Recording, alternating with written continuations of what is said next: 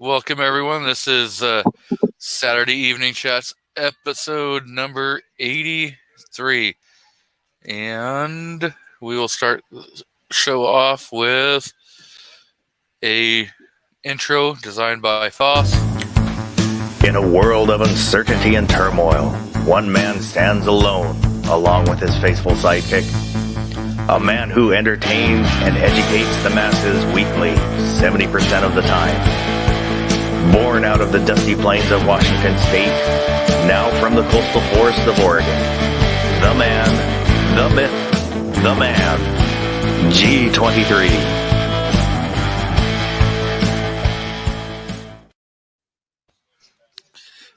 So, first in tonight was Miss Mystic Guns. Welcome.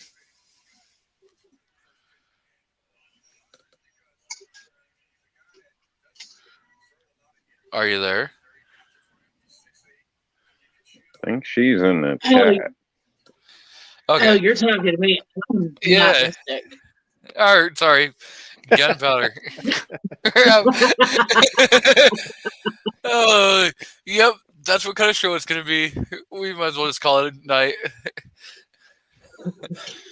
So, Miss Gunpowder, sorry about that. That's okay. I am doing very well, and I'm going to laugh about this for a while. I would. Second in is our co-host extraordinaire, Mr. DM Foss, who now has actual powers where he can add and remove people from the live stream, and he can highlight comments. How's it going tonight? It is going. We have Rob D, the New York Outcast, the owner and operator of rnldisplays.com. Good evening, everybody. Thanks for joining us. Thanks for having me. Don't get brainwashed by the Glock guy. And we are joined tonight by Mr. Sergeant Major or Senior Master Sergeant. Yeah, too many damn. So, Senior Master Sergeant Bulldog out of the great state of Louisiana. Thank you. I know. Glad to be here. And we've got a lot of people rolling through that side chat. So, first one in was Rob D. Second, Mr. Bulldog. Artax was out there. Kingpin. Miss Gunpowder Beauty. And Miss Mystic Guns is out there. G Webbs. Rich White. Michael Hurtneck. Vanessa Kitty. Miss Ting Ting. Defense Dad. Andy 79Z28. And Drew Bradley. Mr. Burnaby Sanchez. So, and last but not least, showing up is Mr. Night Strike. What is going on? What's going on, buddy? Not much. So, I saw the link out there in the chat, so I jumped in. Yeah, so I didn't have to ask. Oh, Mr. Critter has joined out in the crowd. So, yeah, Critter's out there. Yep, PNW Woods is out there. Wow, this is just becoming a party. You got a full house, man. It's a lot more hopping than DM Foss's shows at 4 a.m. I tell you. I don't know. You should probably be thanking Foss for letting you in. He's the one who actually added you to the stream. I know. Probably should. Thank you, Foss. You're welcome. By the way, thank you. You're so welcome. But again, I just like to give Foss. I let them rip him a little bit. I know, but now he's actually got powers. So you I gotta, know. And Now, you know, you power, might have to. power corrupts absolutely, right? Yep. Yeah. Well, what if he started out corrupted? Well, I don't know. That's a good More power question. to you. No, I think it's more power accrued to you. So I know out of Louisiana we had the Fifth Circuit that decided to tell Biden, guess what? The stay is staying, and your mandate is not happening until this case is heard. So that is great news. Yeah, I heard that. And Yeah, we do good stuff down here in Louisiana. yeah, if you could just get rid of that damn friggin' piece of crap governor you have. He's gone. He can't play anymore. And I mean, unfortunately, he's not playing well on his way out. yeah. Well, he never played well with others in the first place, so he's got problems. Yeah. Well, the thing is the people that voted for constitutional carry should have, manned up and voted to veto override, because there was definitely enough votes on both sides of the line that you guys should have actually been the 21st state, and Texas would have been the 22nd state. Yeah. Yeah.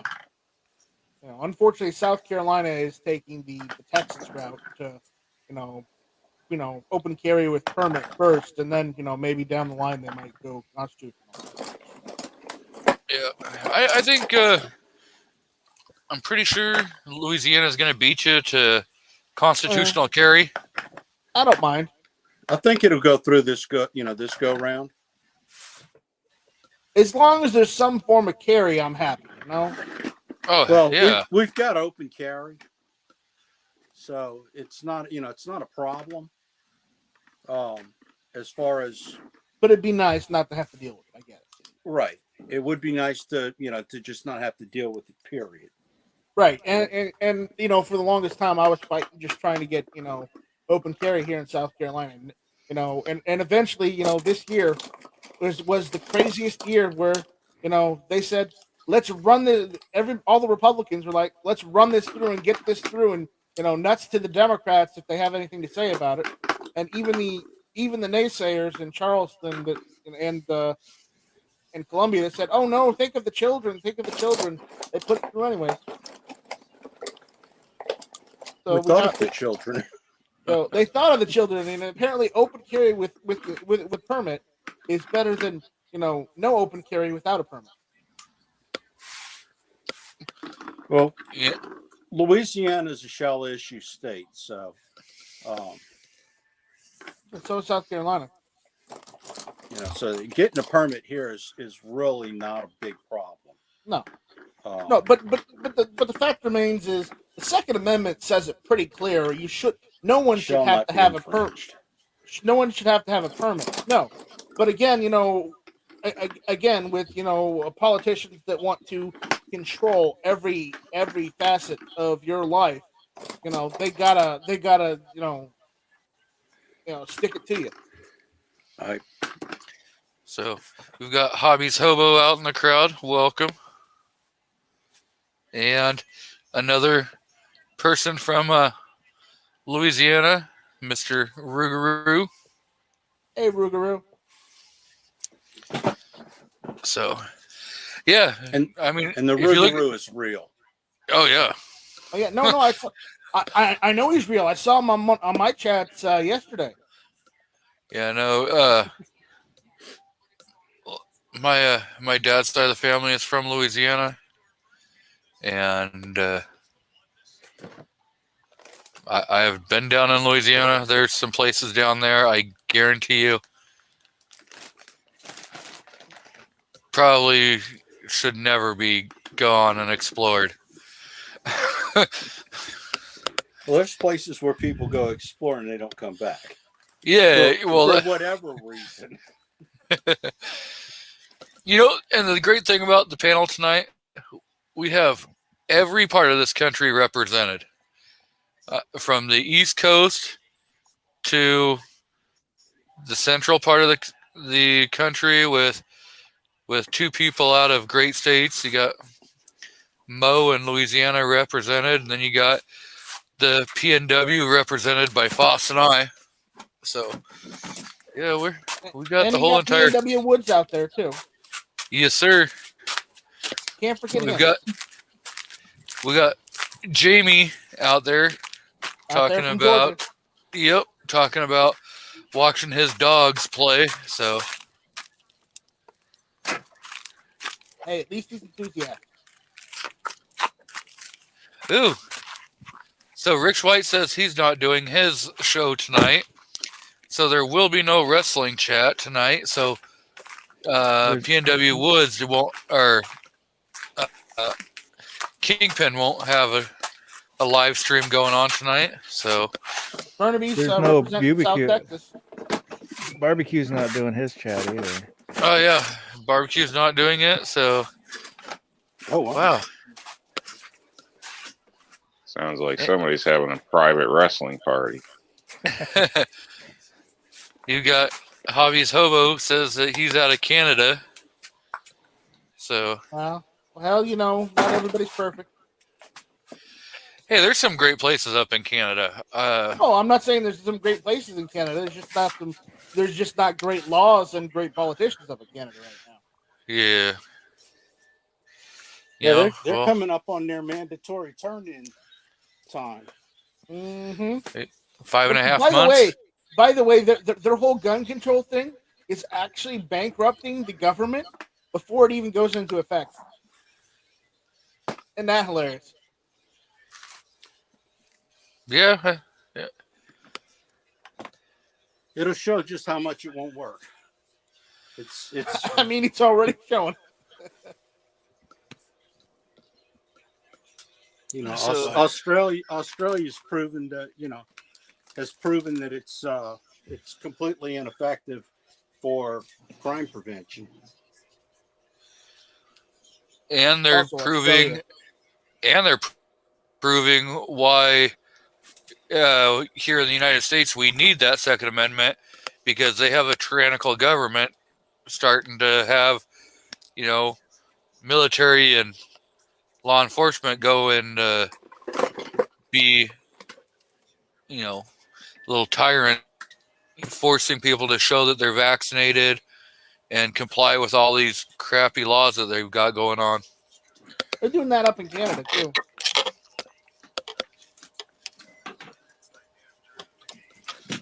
You have.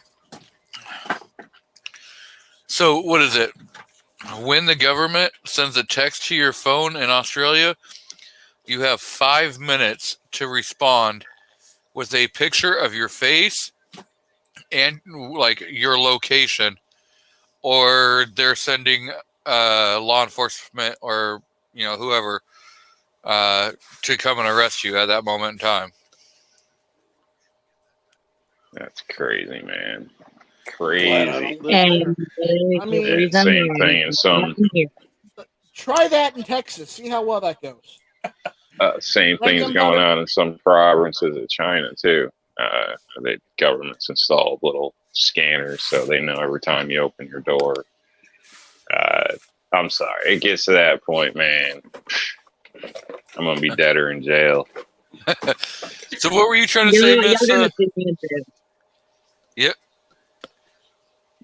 I'm gonna sit there and be like, new phone. Who this? Yep. Well, one guy, he got beat like really bad because he refused to take take the picture and everything, and the police showed up, and he like smashed his phone on the ground in front of him, and so they like said, "Well, we're arresting you," and he's like, "You can't arrest me," and yeah, it turned out to be a big old brawl. So that was. In all honesty, that'd be rightfully so, because I'm not destroying your property. I'm destroying my own property. because y'all are overstepping your bounds as the government. Y'all have no control over what I do with my cell phone. Well, in their country, they've made the laws that say they can. And that's And- why my happy butt's gonna stay here. Okay. Right? I would not cut it. I would not cut it over there. I would end up in jail for a very, very long time because I don't know how to shut up. And when people start pissing me off, I get a little violent sometimes. Allegedly. Well, I mean, I look at it this way, it's kind of like until death do we part. Oh, yes. I tell my husband that on a daily basis, and it's not necessarily that I'm going to be the one that dies first. So remember that, honey. I'm not talking about marriage. That's I'm talking about dishes, though. I'm talking about Second Amendment rights. Yep. Don't tread on me. Don't violate my stuff. I took an oath when I entered the military to protect the country against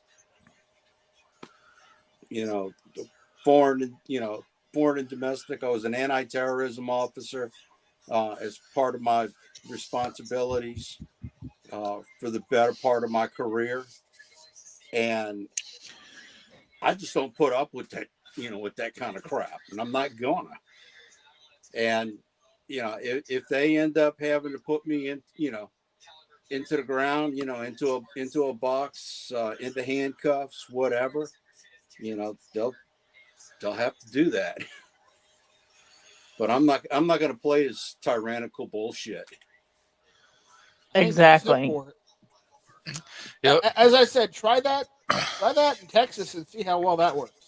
Yeah. Keep in mind, guys, these countries, well, I mean, not well, so no, much we all know but in New Canada York, too. Rob would just capitulate. They've got a different culture in a sense, and some, a lot of them are more compliant with the government. Not stating they trust the government, but their government will Never quickly trust the slap them government. back in Ever. line. So Never ever trust the government. And and that's this why has been the case several times publicly to them over and over again. So they're a little more hesitant, but I don't think it's a good thing. I think that's exactly what they're trying to do to us. I'm sure you would all agree. So little by little. Well, in the last few months, it's not been little. It's been a lot by a lot. So Miss Ching Ching says, I have friends in China who have told me the same. They have to keep their phone on them all the time. Yeah, and then they've got the social credit score over there too. Yeah. The thing that sucks, I don't keep my phone on me. There's lots of times where I go into stores or I go and I do stuff and my phone's either in my car or it's back here at the house, and I don't have to have my phone on me, where I'm able to In answer America. you in 5 seconds. I just don't do that. What if you're sleeping? Well, you better have your sound up loud enough that it wakes you up so that you can snap a picture of you.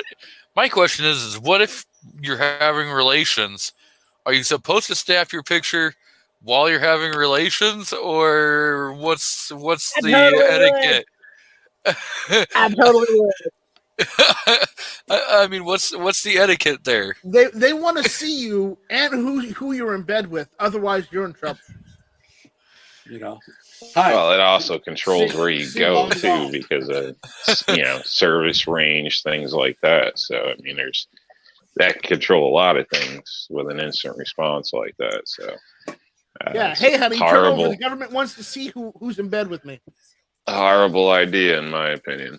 Definitely a ball and chain. Smile with your thumbs up, showing that you're giving consent for this. Yeah. Oh no! In some countries, you don't need consent. They just have to make the picture. Apparently, in Australia, you don't have to have consent. What? Hmm? I was Okay. talking about the picture of the relations that were going Yeah. on. Well, it depends Yeah. on if it's maritally approved.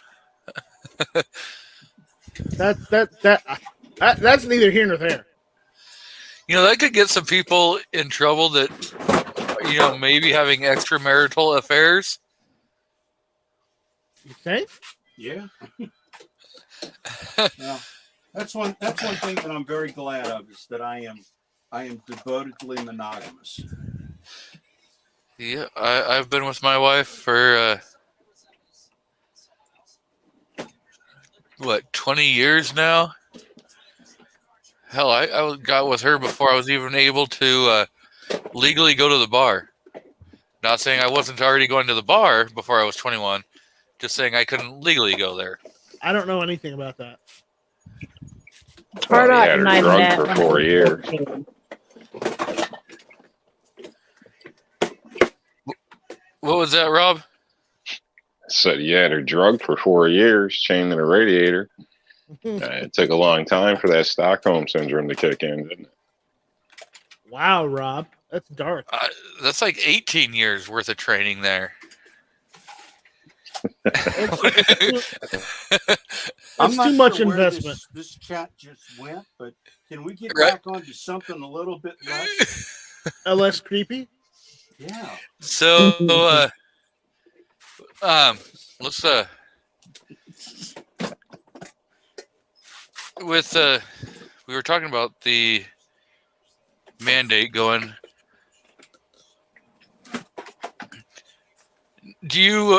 Does anyone honestly believe that Biden or his regime are going to stop telling businesses that they have to comply with the mandate like they've been doing all along? Do we believe that they're going to stop? Is that what you asked? Yeah. They're going to Absolutely not. They will never stop. Until Biden's out of office, it's just a power trip for him. Yeah, because the wife was bringing up a good point about the,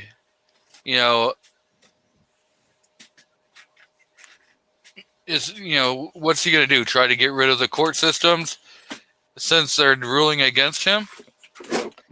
And I was like, well, he'll just try to to stack the courts, like what his plan's been so that he can get the rulings he wants.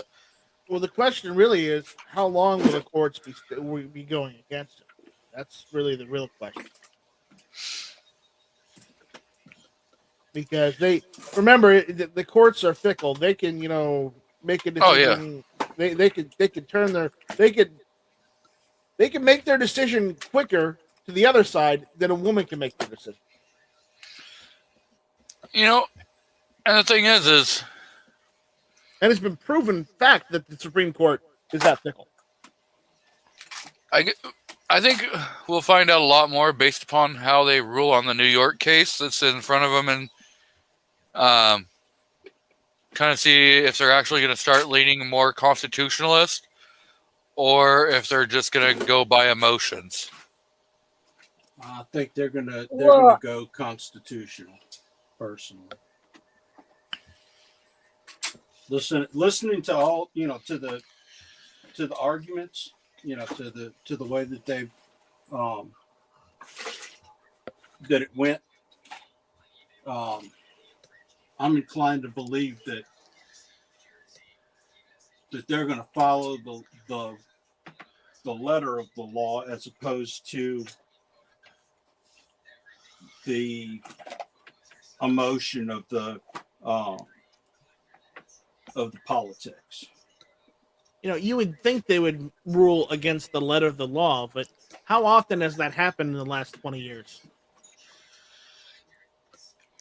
You know, You can already see a lot of states pushing back, but a lot of businesses are enforcing it, especially like, ugh, I don't want to sit there and name off some of them, but some of the businesses that cross over states and have multiple stores, they're starting to enforce the whole vaccine BS that's going on, even though a lot of the states are pushing back against this crap of Biden.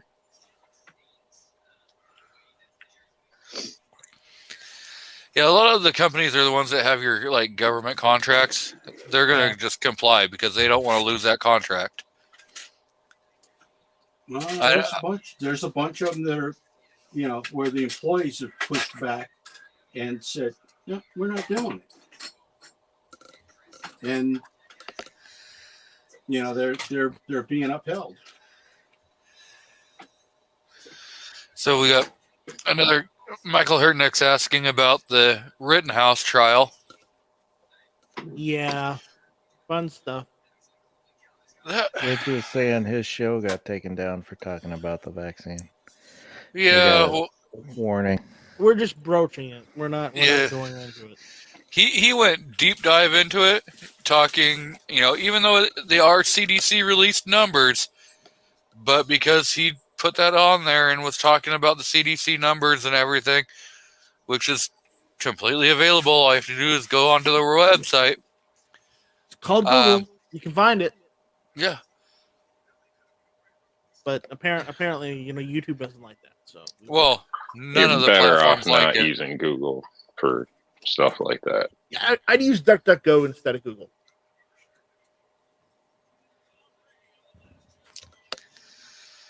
But was talking about the Rittenhouse case, and I don't know if it's ever if it's even going to Did you make see, it to jury. Did you see Big Gunner 81's post on Instagram a little while ago? I'm banned from Facebook and Instagram for life. Well, No, I did not see it. apparently he or someone apparently he said "Free Kyle" on Facebook, and it banned him for 24 hours. There was one of the reloaders. I forget which one. He put Free Kyle on there, or it may have just been a gun tuber. And he got a 7-day ban because he put Free Yeah. Kyle. They're only banned for life if you play by the rules. So, but I think it's good that you're off that anyway. Waste of time. Yeah. The only thing I had Instagram was for my YouTube channel. And so that's the only thing that kind of sucks, is that you can't really promote your YouTube channel over on IG, which, so.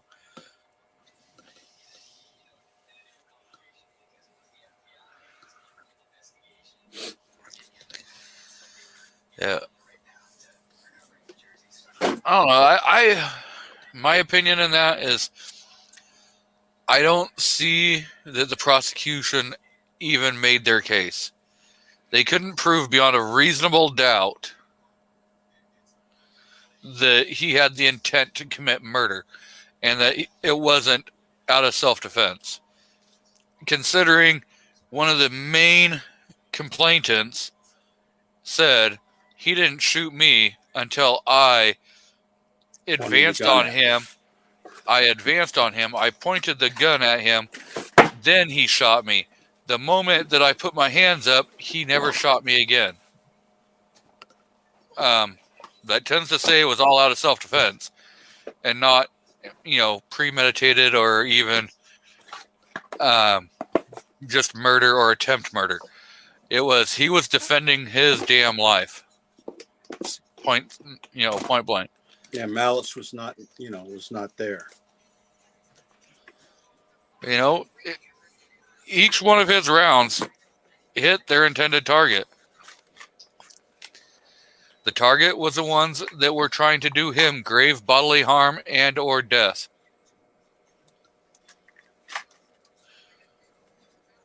I can't see anything but, either not guilty or the judge deciding to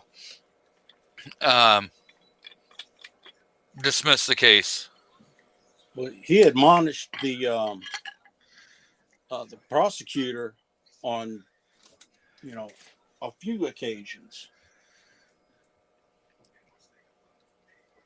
He ripped him a new one about some of the things that he said to him. And he's like, you can't say that. You can't do that.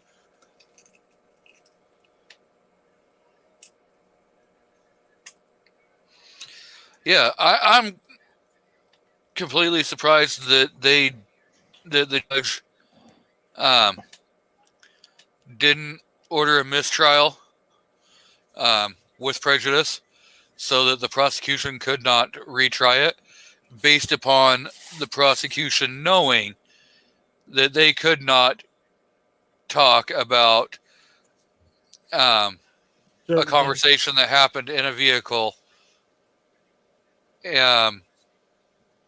prior to the actual event happening. Well, it's still not too late. Oh, yeah. I mean, like Rich White was saying, I think it was over on Gizzard's show on Friday, that the jury could come back and say guilty, and the judge can still set aside that verdict and say, you know what, the prosecution never made their case, and so he's walking free. So I see we got Warsaw Patriot out in the crowd, gun-loving grandpa, who's also hanging out in Tulsa. By the way, remember what the judge said. Don't get brazen with me. Yep. The men of Tupperware is out there. Is there anyone else that I may have missed?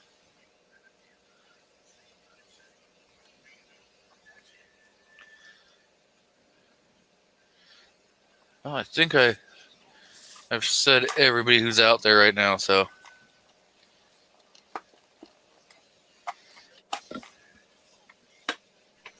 Unfortunately, nowadays, what should happen and what does happen tend to be different things a lot of the time. So hopefully things work out right.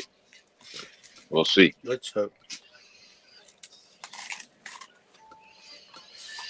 For his sake. Yeah, Yeah. well, his and all of ours, in a sense, for the next guy that's defending himself from a mob.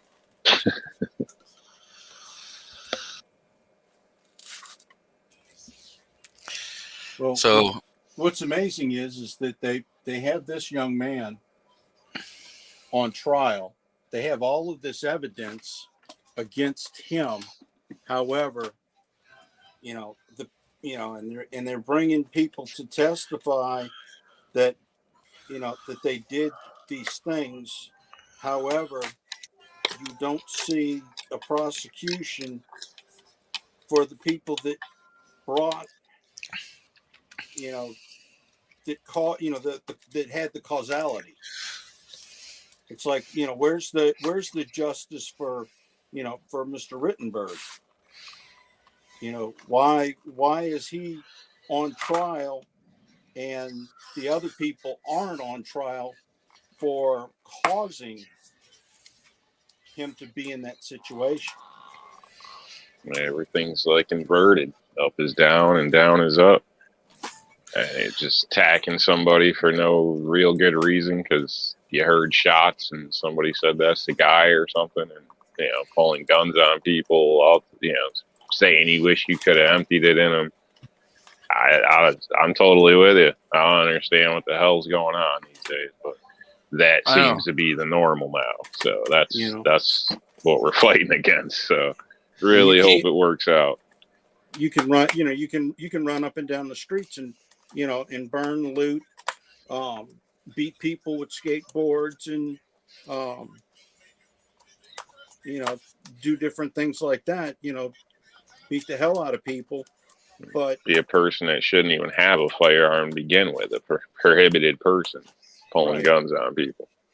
and and then all of a sudden, the one person who's actually there trying to make sure that anybody that does get hurt receives help is the one who they're going after, because he was a good Samaritan that they that the bad people went after. It's confusing. Well, I mean, you got to look at the past couple of years, though. That's how this whole agenda has been pushed. Is they're glorifying the criminals and going after those that sit there and try to defend themselves against the criminals. Yep, like the husband Like and us. wife in Missouri. The husband and wife in Missouri who used prop firearms, when rioters came into their neighborhood and everything, and you could clearly see that some of the people in the mob had firearms, but yet they're the ones that got charged and they're the ones that pled guilty.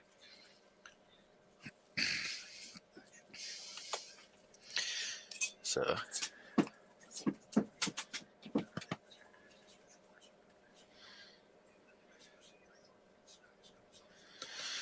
It doesn't make sense. There's no rhyme or reason to it, but it's our society. It's our society that that has no morals and doesn't want any. like the guy who admitted that he pulled a firearm and pointed it at Kyle. Why isn't he being charged with brandishing a firearm, and threatening a minor with deadly bodily harm? Because everyone wants to say, well, Kyle should never have had that AR because he was 17. Well, at 17, that makes him a minor, and that makes what that guy did a horrible felony. That guy, he was an adult pulling a gun on a little kid. Yeah, well, he was also a pedophile too. So, Well, there's some stuff that's coming out saying that the guy who had the firearm, who got his bicep shot, was actually, he had a concealed carry license. It had expired. So yeah, he should not have been carrying concealed. But he was still, a lawful firearm, a lawful possessor. He bought the gun legally. if he was carrying concealed, then he was technically breaking law, wasn't he? Yeah. He didn't But have a it doesn't. permit for It doesn't In that make it a case. felony. which is Well, wrong. it depends on what state you're in. It does. It depends on what state you're in. You're right. Because if you're in the state of Louisiana and your concealed carry permit has expired, then you're just like any other citizen who actually you're in a different category than any other citizen because different. And that you're supposed to renew your permit, and you cannot carry if your permit's expired because it's explicitly in your instructions. Rich is saying the guy with the gun was not a pedophile. Okay. Yeah, it There's was so many guys Rosenbaum. involved. I can't, Yeah, I can't there's figure out which is which. It's like, there was 4 of them. Which guy was the skateboard guy? Which guy was, the other guy? How am I supposed to keep up with all these people? That won the room temperature challenge. So It's really of no consequence. Which guy was which, truly, as long as this young man gets his fair shot in court. And thankfully, the judge is on his side. I agree with Barnaby Sanchez. Let's go, Brandon. Let's go, Brandon. FJB. Let's go, Brandon. You know, instead of going on about this case, you know, let's go, Brandon. Yep. I feel that. So, Mr. Bulldog, are you reloading? At this moment, Yep. no, I'm not. I'm actually unloading. I was given by my mechanic a coffee can full of 40 caliber that someone gave to him. He doesn't have a 40. However, these things are corroded. You know, I would not, you know, trust them. So I am unloading them. I'll deprime them and send them to someone that I know can use them. Wonder who that would be. G23. Hey, bingo. Mr. Foss, Mr. Foss reloads 40 also, so Well, we both can definitely use them. I haven't started. I don't yet. reload 40. I just shoot 40 and 357.6.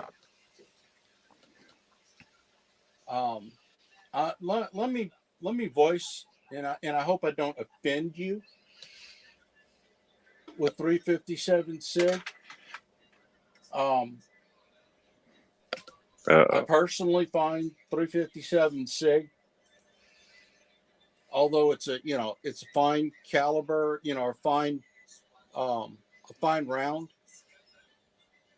I can't figure out a good use for it over, the more popular rounds. When it comes to where the hell are you going to buy that at? Yeah, I know, right? No, I mean, I'm just being, I get it. I get it. I understand that, but I wanted something that wasn't 9mm. Well, a 357 is a 9. No, it's not. It's 357 SIG. It's not 9mm. Okay, it doesn't say 9mm on the box. It's a 40 cal case, neck down to fit a 9mm projectile. It is a 9mm. Okay, that's your opinion. It's not called the 9mm. It's not called the 9mm. Okay, that's all right. it is. Oh, okay, well, we can reterm it to the bastardized 40. 9mm super. It's technically 40 super. Okay, measure the projectile, and let us know what the projectile size is. That's too much work. Oh, okay, not a problem. I'm good with you there. I don't want to shoot 9mm. That's why I bought a 45. Because I can agree with you on a 45, but to try saying 357 SIG is anything more than a bastardized 40, or a glorified 9mm, however you want to call it. That's all it is. It's just like calling 40 a bastardized 10mm. Wouldn't 357 SIG have better penetration than 40? Just in general. Yes. No. Yes. I mean, it'll push it through some body armor. So maybe there's a purpose. Maybe you live in Compton. I'm just saying that somewhere with a bunch of steel doors. There might be reasons. I'm just saying that you can get some lighted, some light loads for your 40, shooting like 120 grain projectile. You can easily be pumping all this up to 1,500 feet per second. I know what this is. This is hate mixed with jealousy because he doesn't have a 357 SIG. That's what this is. No, Isn't that right, G23? no, because I don't like this 357 SIG. I have a SIG.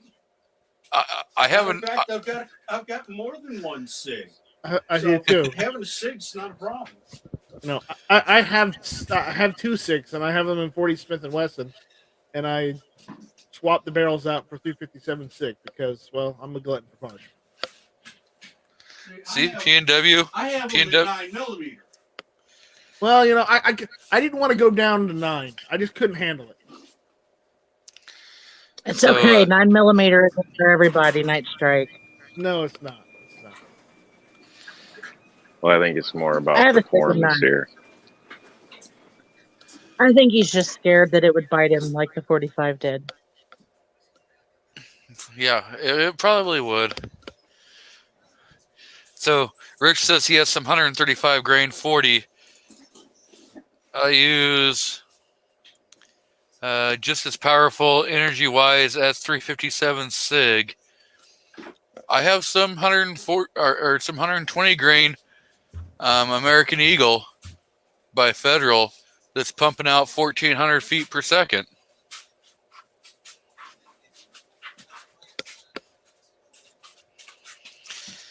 So, Question out there. yes, Miss Ching Ching says, what is 10mm equivalent to? So, a 10mm is a 40 cal projectile in a slightly longer case. At right now, most of your 10mm are running the same powders as your 40, so it's not actually that much. You know, you're just getting a larger case. Until they start returning back to actually loading the 10 mil to standard pressures.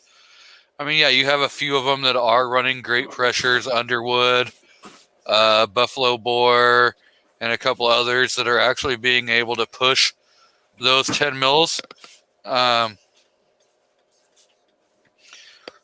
It's just a glorified 40 at this moment in time. All right, here's some trivia for you. What is the parent case of 10mm? Do you know?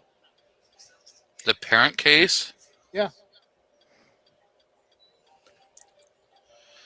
I've heard it. I just can't remember. I think it's a 22. No, it's not a Made 22. with the 45. No, it's not a 22. Yeah, 22 and a 45 made it, and they came up with the bastard. No, that's not how it You works. said for 10 mil? The 10mm parent case is actually 30 Remington.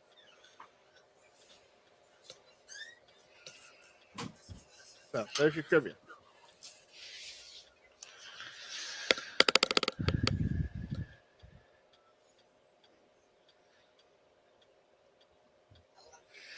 So we have Mr. AR Gun 1776 out in the crowd. And Mr. Sergeant Joe Smith is out there.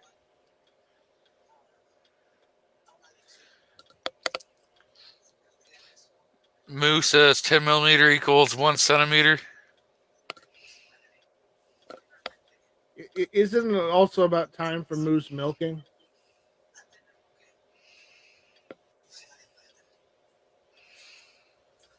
You are very welcome, Ting Ting.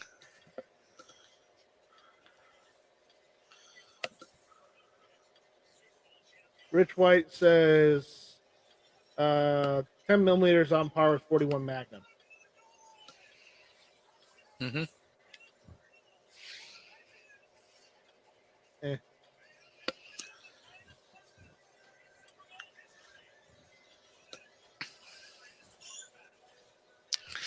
So you guys don't even consider penetration, do you?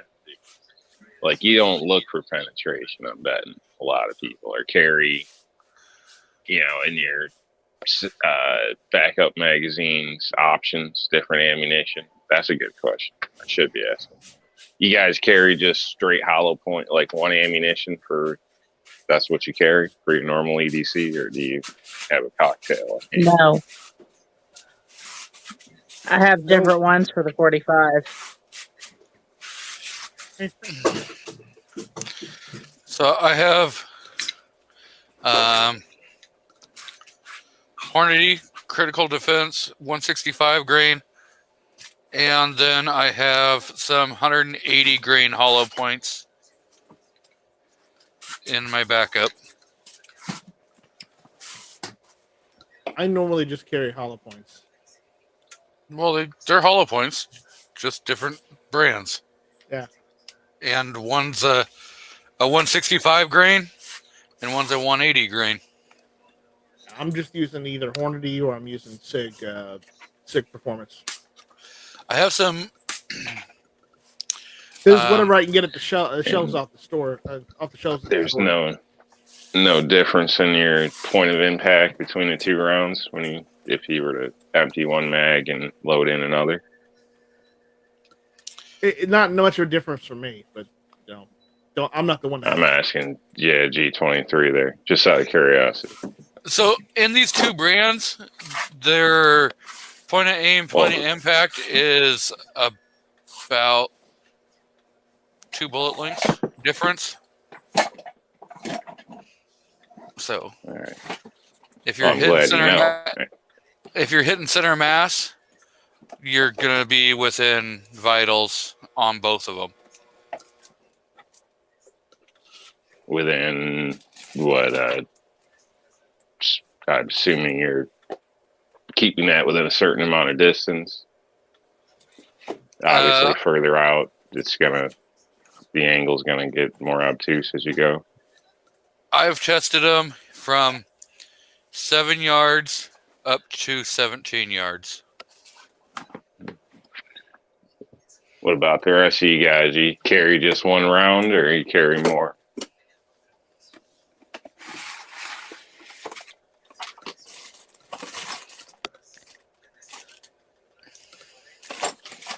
I've got like for my 40, it's Minuteman. When I carry my 9, it's just FMJ.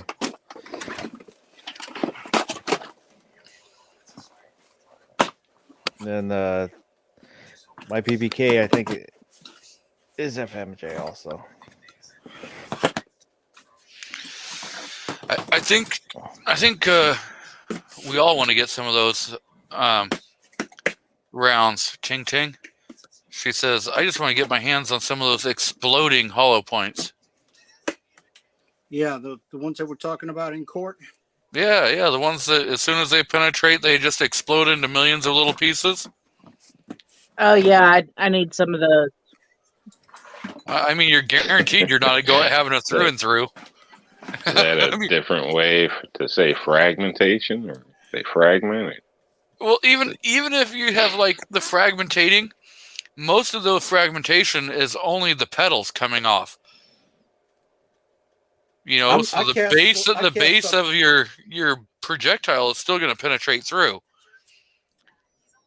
I cast up some awesome slugs for 12 gauge that do that.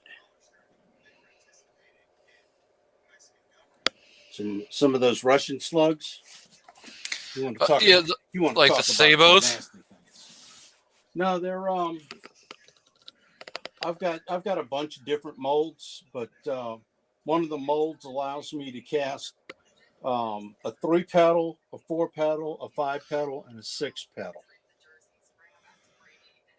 And if I cast it with hard lead, linotype, then it's real brittle, and when it hits, it basically just everything fragments all over the place. But what I do is I use soft lead for all of my slugs, and that way I get good expansion. And these things will, each one of the little segments will break off and become its own projectile. Hang on, So, Mr. Joe Smith says 5.7 FN. Anyone? No. Not me. it's one of those boutique rounds, and I kind of don't see the point in having those. These break up pretty well for anybody's looking for something like that. So I personally think they'd make quite a mess. I haven't tested it in that way, but with the test due to the drywall, the way they kind of bust apart, I would almost think it's giving you the better effect than a standard hollow point. But again, that's just from a drywall test. That may vary. I'd love to see Paul Harrell do something with them on the meat target, but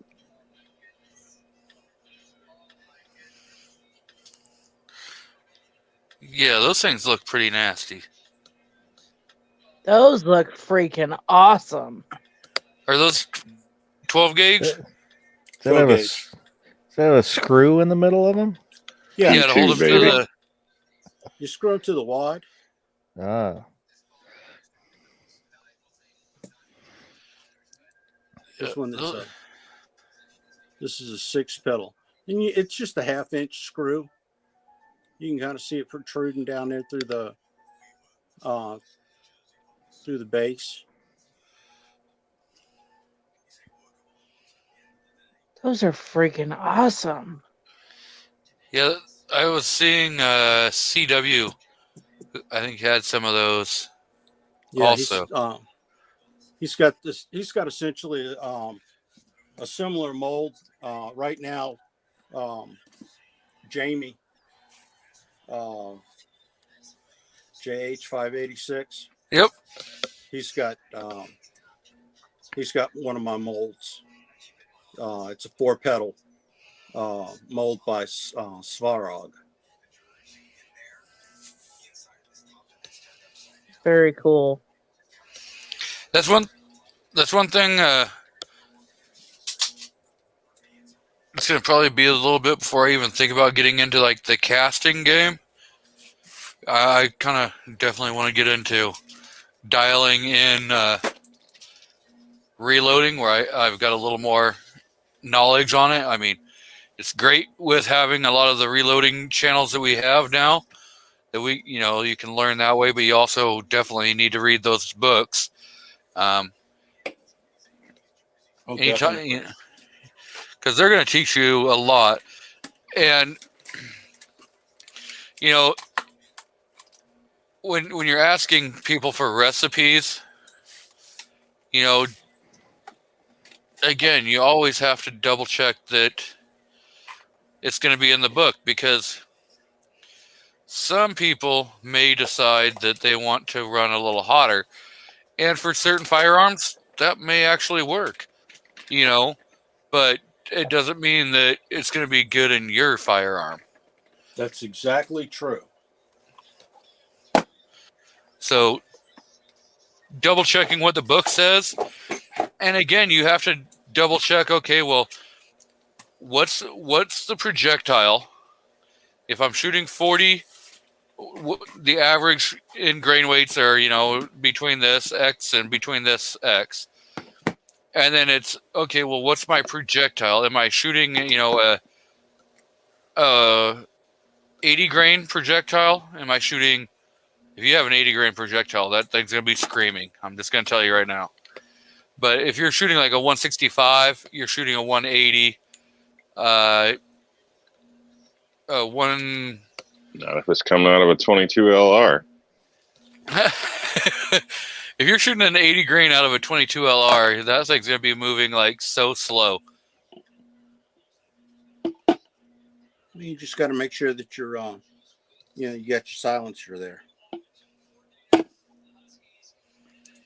So, yes, that would be a great subsonic round. So That's something that I definitely enjoy is shooting subsonic. I've got a bunch of cans and they're fun. Yeah, at some point I may get a can. I don't know. I've been so against him. It's not. No. cost is crazy, man. Yeah. I think the cost is freaking crazy. Like the tax stamp, that's one part, you know, what, $200 or whatever, a bunch of paperwork. But the cost they want for a can, I mean, Yeah. anybody with a little bit of ingenuity can make, and can make one And fairly you can cheap. do that yourself. Yep. If You can form one it. I'm selling. I mean, it might not be the quietest on the market per se, but I think with a little bit of brains, I know. You can do that. That's not. It's just crazy that they charge. It's like buying a Rubbermaid tote for $30 that costs them $1 to make. The markup just kills me. What is it? I think it's Sweden. It's one of those, either Sweden or maybe one of those countries over there. They have laws that require your firearm to be suppressed. And so they sell the suppressors in vending machines, and they're like dirt cheap. Mm-hmm. They're a couple $100, and when your old suppressor is toast, you throw it in the machine, and it gives you a certain credit, like $50 or something, and then you pay the difference. And then you just go on. Yeah, you just go on down the road. Right. Now you've got your new suppressor.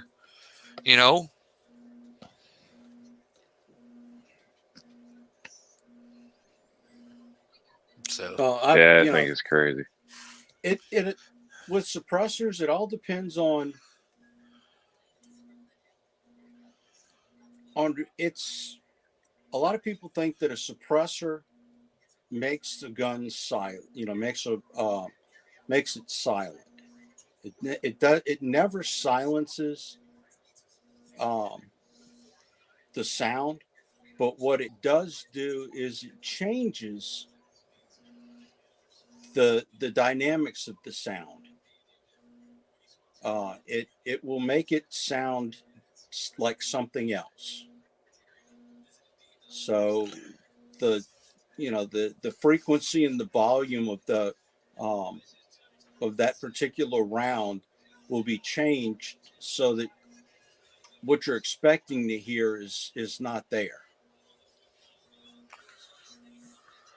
And who does it and which way they do it can make a lot of difference in what they're charging. Yep. So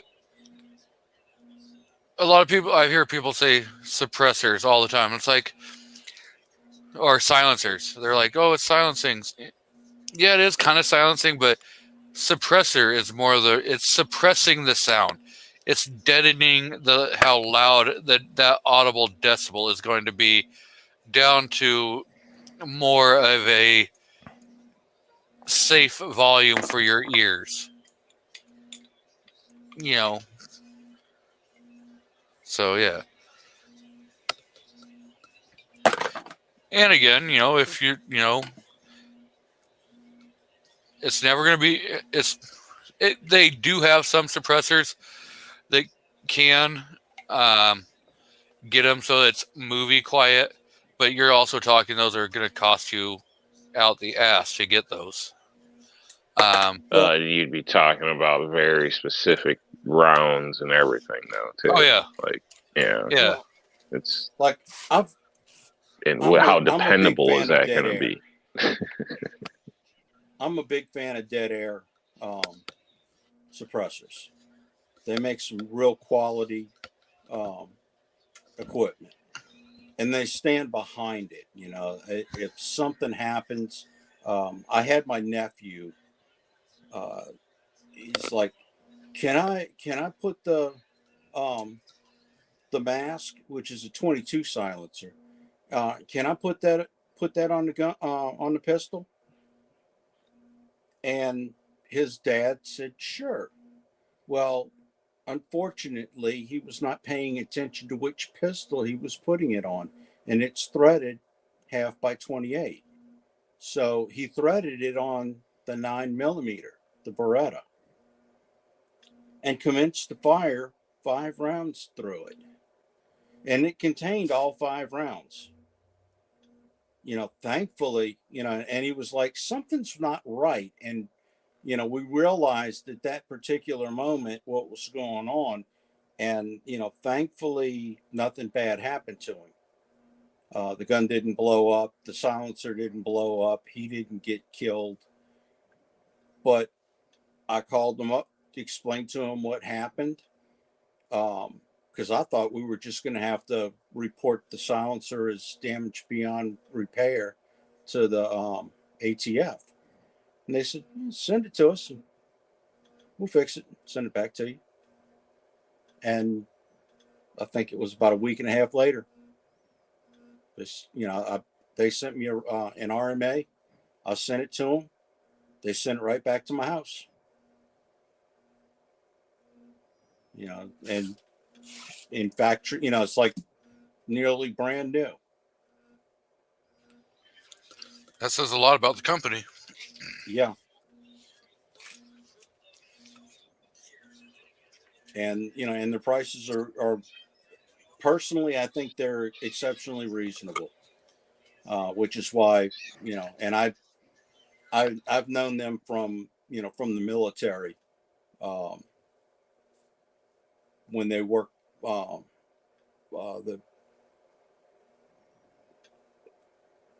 people that run it, when they worked for different companies, I knew them, when I was in the military, before I retired, and they're good people, and they've got fabulous design, design ethics, and they will build good quality products that are worth the money that you pay for them, and they stand behind their product. But like for my 300 Blackout, I used my Wolfman on it, and I've got pellet guns that are, just way, way louder than my 300 Blackout with a subsonic round.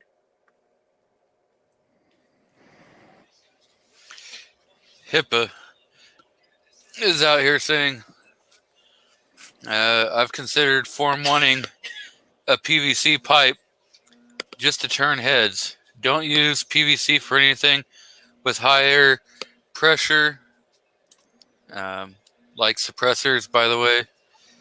It likes to fragment when it fails. So yeah, suppressors will fragment or just explode when they fail. Yeah, homemade stuff will definitely do you in.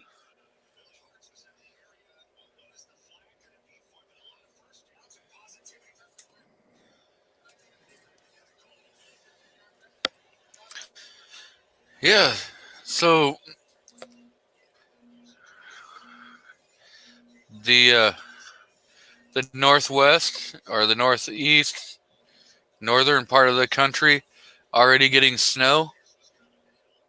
That's definitely got to be a shock for some of those guys.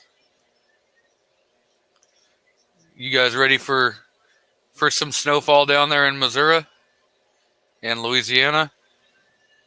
I don't think we're going to get snowfall. We get it occasionally. I've been stationed in snow places. My last duty station was Indiana, around by Kokomo, and I had to own a snow blower, which for a Southern boy is just, it's not right. After that, it's like, okay, I'm going back home.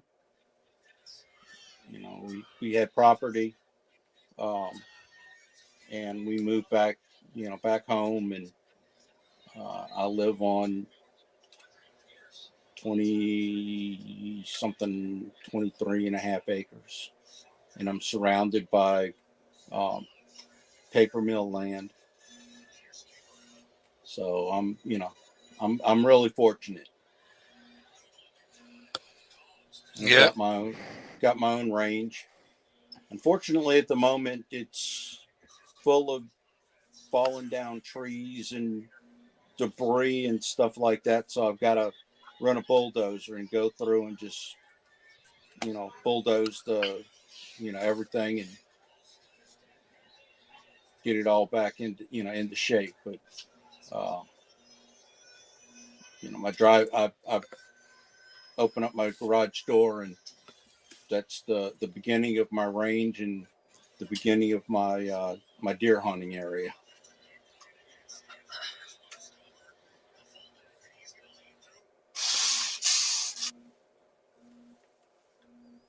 I don't mean to be If we capitalizing get the snow here. conversation. Did it snow there? If we get snow here, I'm gonna hunker down and light the fireplaces and just keep a constant supply of wood going in the fireplaces because I'm not getting out. Plus, our driveway is a pain in the ass, so it doesn't take much for us to actually end up stuck here. And with me being pregnant, I'm not trying to slip and fall. So, yeah, I don't plan on going anywhere if it starts snowing. You gotta get some nice mud and snow tires for your rig.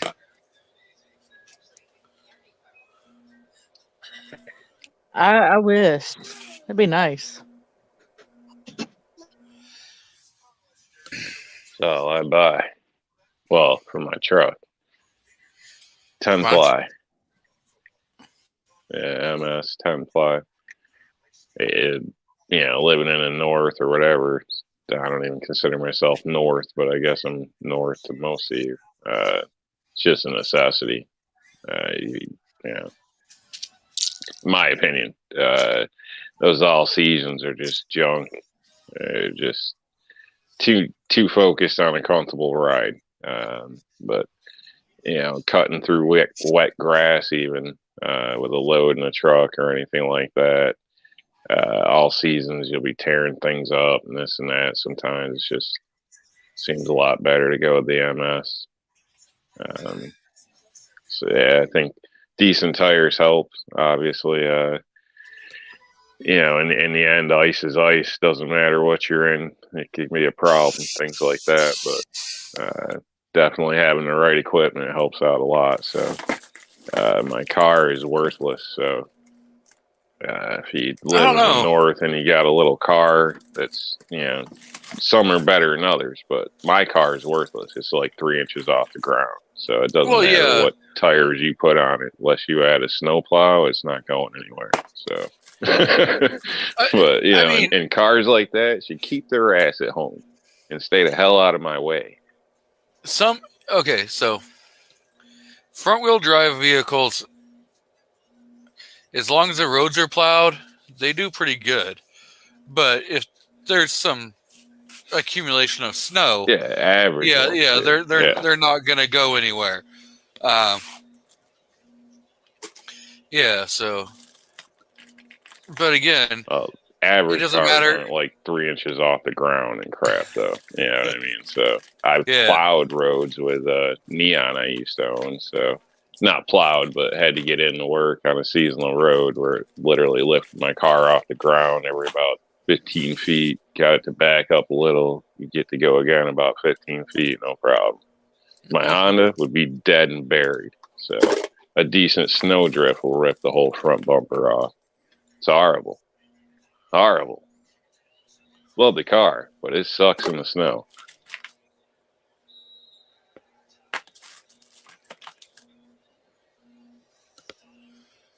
Well, in that case, when it snows, stay home. That's what the truck's for. Definitely.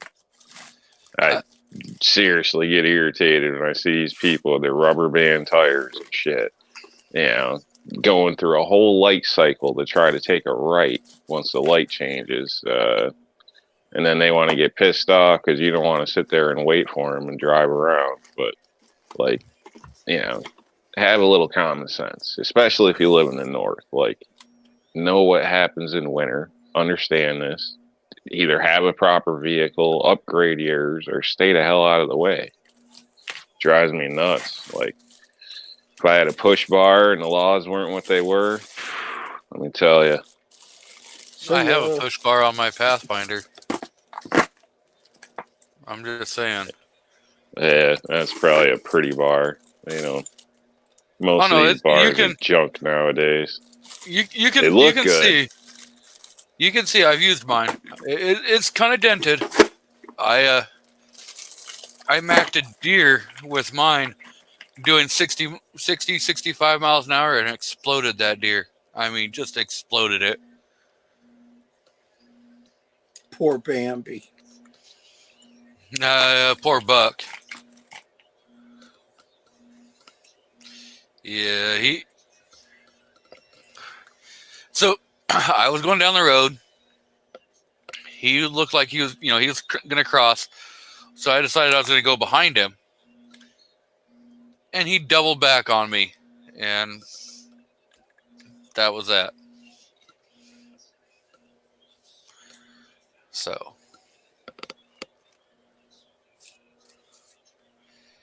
At least they held up. A lot of them don't. Big difference, I think, between brush guard and like a push bar. There's most people got the nice looking brush guard type deal, and they might save you from something small, but nothing major. Usually a highway hit like that, they're toast or bent it up into the body or the hood. Yep.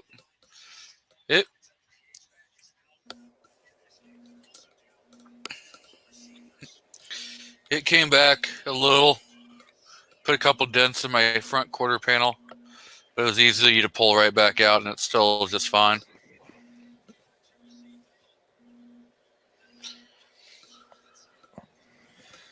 So,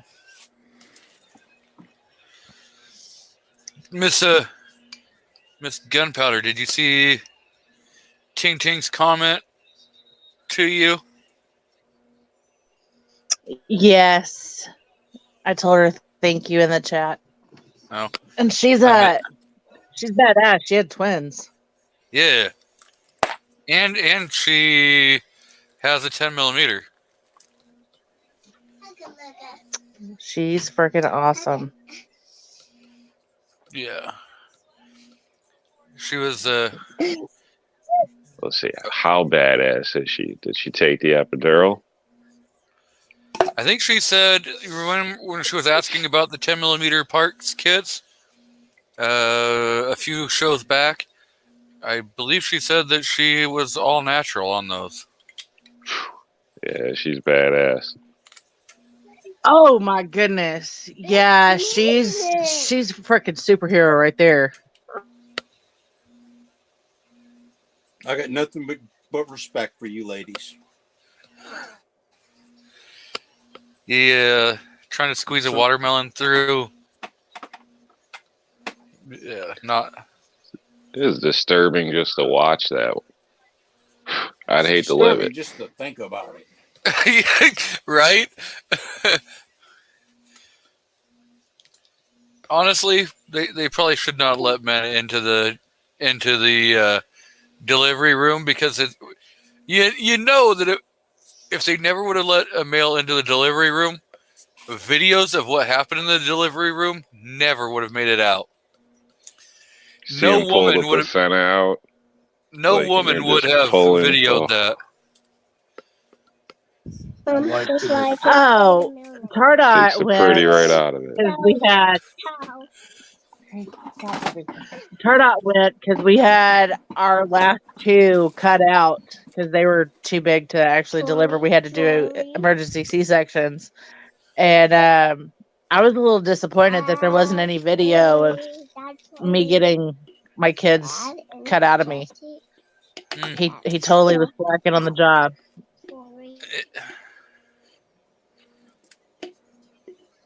Well, a lot of Got- hospitals to don't that. let you videotape just for Yes. to protect themselves if something goes wrong. So I was able to watch it from the lens, from the light overhead, seeing them cut the kids out. It was pretty awesome.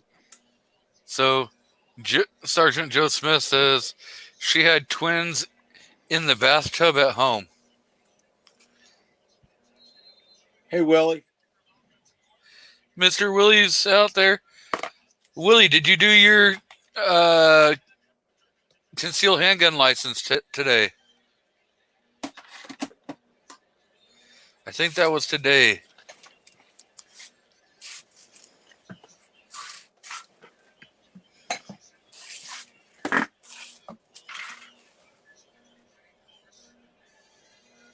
Sergeant Joe, serious? The bathtub at home? I remember her saying something like that. She's still out there. She can tell us if we're wrong. It was something crazy. I think she said there was no numbing. That's beast mode right there.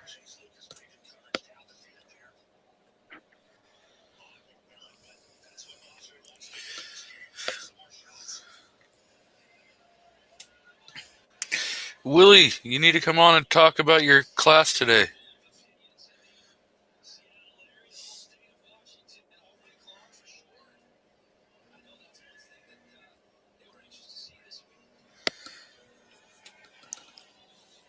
Yeah, I had to go to a range, my local parish sheriff's range the other day. I got a call from the SWAT commander. I called him about what they do with their brass and with their shotgun hulls, and he told me they recycle their brass, but they've been throwing the shotgun hulls away. And I asked him, I said, well, is it possible that I could maybe get them from you? He said, sure. When we have a training class, we'll have them bag them up for you. So I got a call day before yesterday. He's like, got a bag of them sitting on a bench waiting for you. Turns out it was about 15 gallons worth of shotgun hulls. So I'm sitting pretty on some nice once fired holes to reload. Wow. And I imagine I'll have some more in the next training class.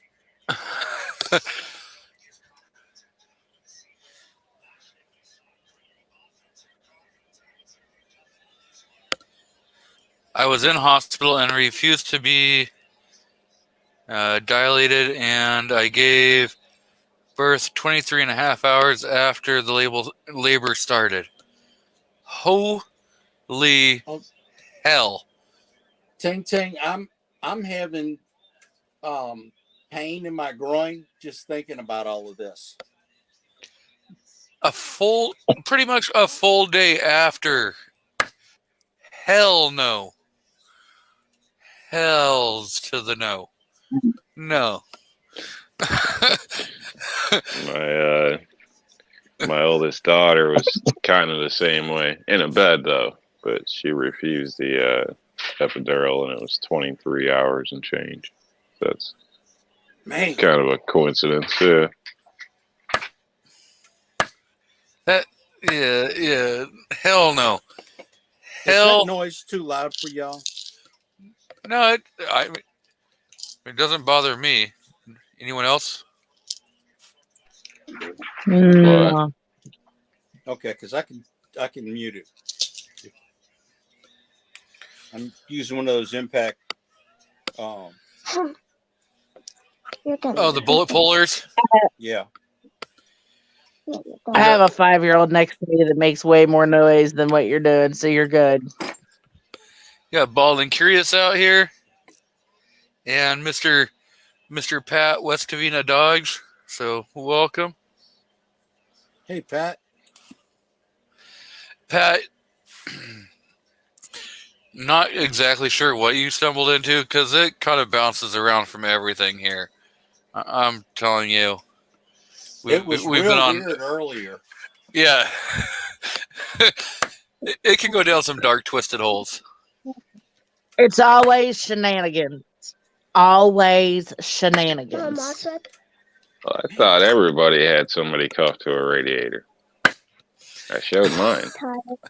No, mine is handcuffed in the dungeon. Okay, I don't have a radiator here in Missouri.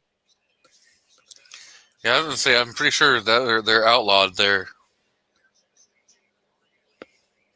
Yeah, duct tape and a dirty sock and and a pine tree and some tie wraps does wonders. Zip ties and you hog tie them. That's how you get them in a trunk. Or sledgehammer. Oh, Duct tape. we're gonna bust out the misery. I like it.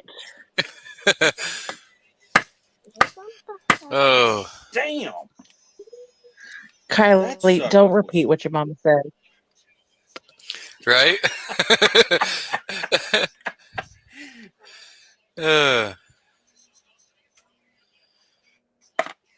Go to school. Hey, guess what? This is what I heard. This is what I learned on Saturday. My mom says she uses a sledgehammer on people. Yeah, Just one time at band camp. right? A lot easier to drug them and use boomer straps if need be. Hey, I found a really amazing recipe for anybody out there. It's 1 cup of bleach to 2 tablespoons of rubbing alcohol, and apparently that's your at-home formula for making chloroform. Wow, Hmm. did not need to know that. Oh, but hitting people with sledgehammers is, fine. But I give a Acceptable. recipe for chloroform. That's where you draw the line. You know the funny thing is you gave the recipe and Ozzy showed up.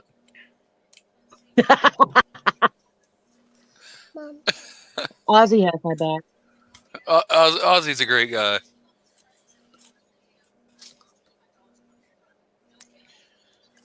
Ozzy's gonna be saying, "What the hell did I just walk into?"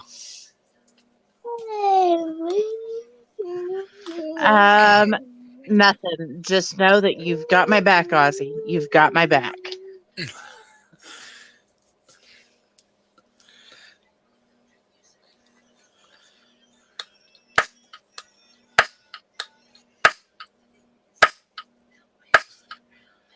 So Bald says he has some shotgun holes saved up, and he's got 2 presses for shotguns. At the rate ammo is now, I might start shooting it again. Willie, it should be in your email. I do believe I sent it to the right email. I used to save shotgun shells or hulls, but I ran out of room saving them, not reloading. So ended up trying to get rid of them. And then guy at the scrapyard like freaked out on me. It's like, we don't take these. I was like, oh, I figured brass on it. So, but apparently that's a no here. So I thought of recycling them, but then I was like, yeah, it's probably not a good idea. So I ended up just putting them in a There's the black problem bag. with that all over the nation, or actually all over the world. But there's a company in England that has a they go and they pick them up and they use all the parts and they shred the hulls for the plastic, for the metal, and they make, I don't remember exactly what it is, and they sell the metal bits and the metal and the plastic bits for for making whatever plastic stuff. that you do with with recycled plastic that they don't, the stuff that they don't use personally. But I was kind of impressed with with the fact that they were going and they leave bags and barrels, and they just go pick them up.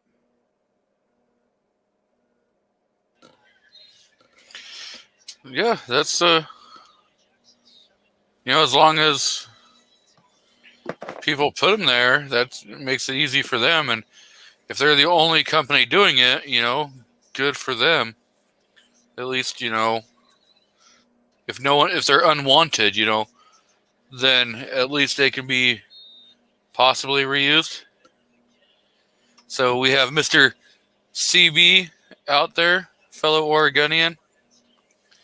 And Ozzy says he always has your back.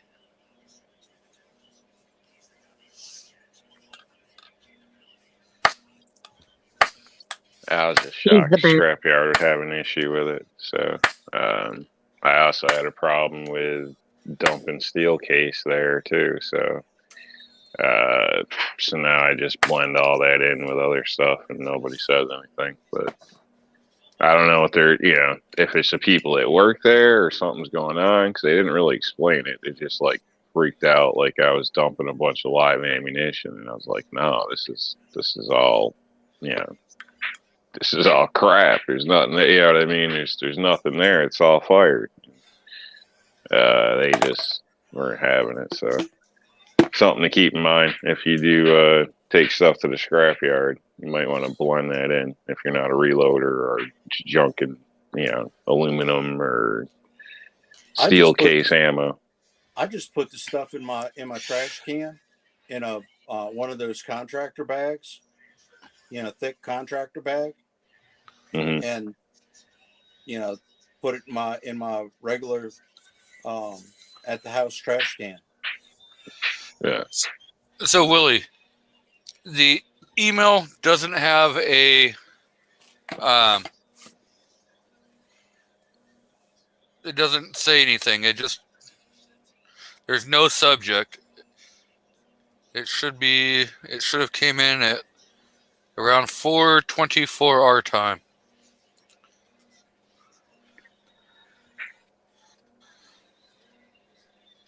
Well, hopefully you didn't send him an email like you did me. I'm gonna send it to him. Yep. Oh, there, he said I found it.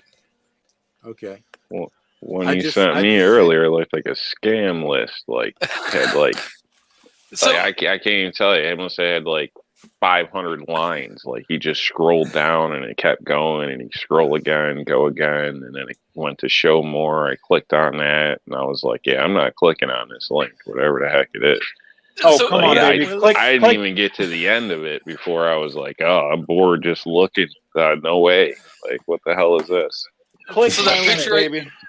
That picture I sent you, the second one. Willie? What's up, buddy? It was all that was I had copied the image instead of saving the image to my phone and then turn around and sending it. So the second time I had just saved the image to my phone, then sent it to you.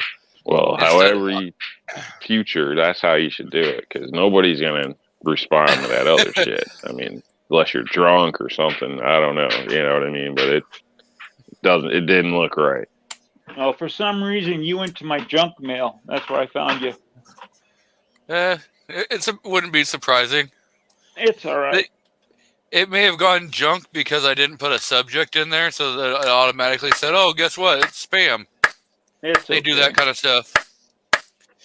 So, how did the 8 hours waste of my life?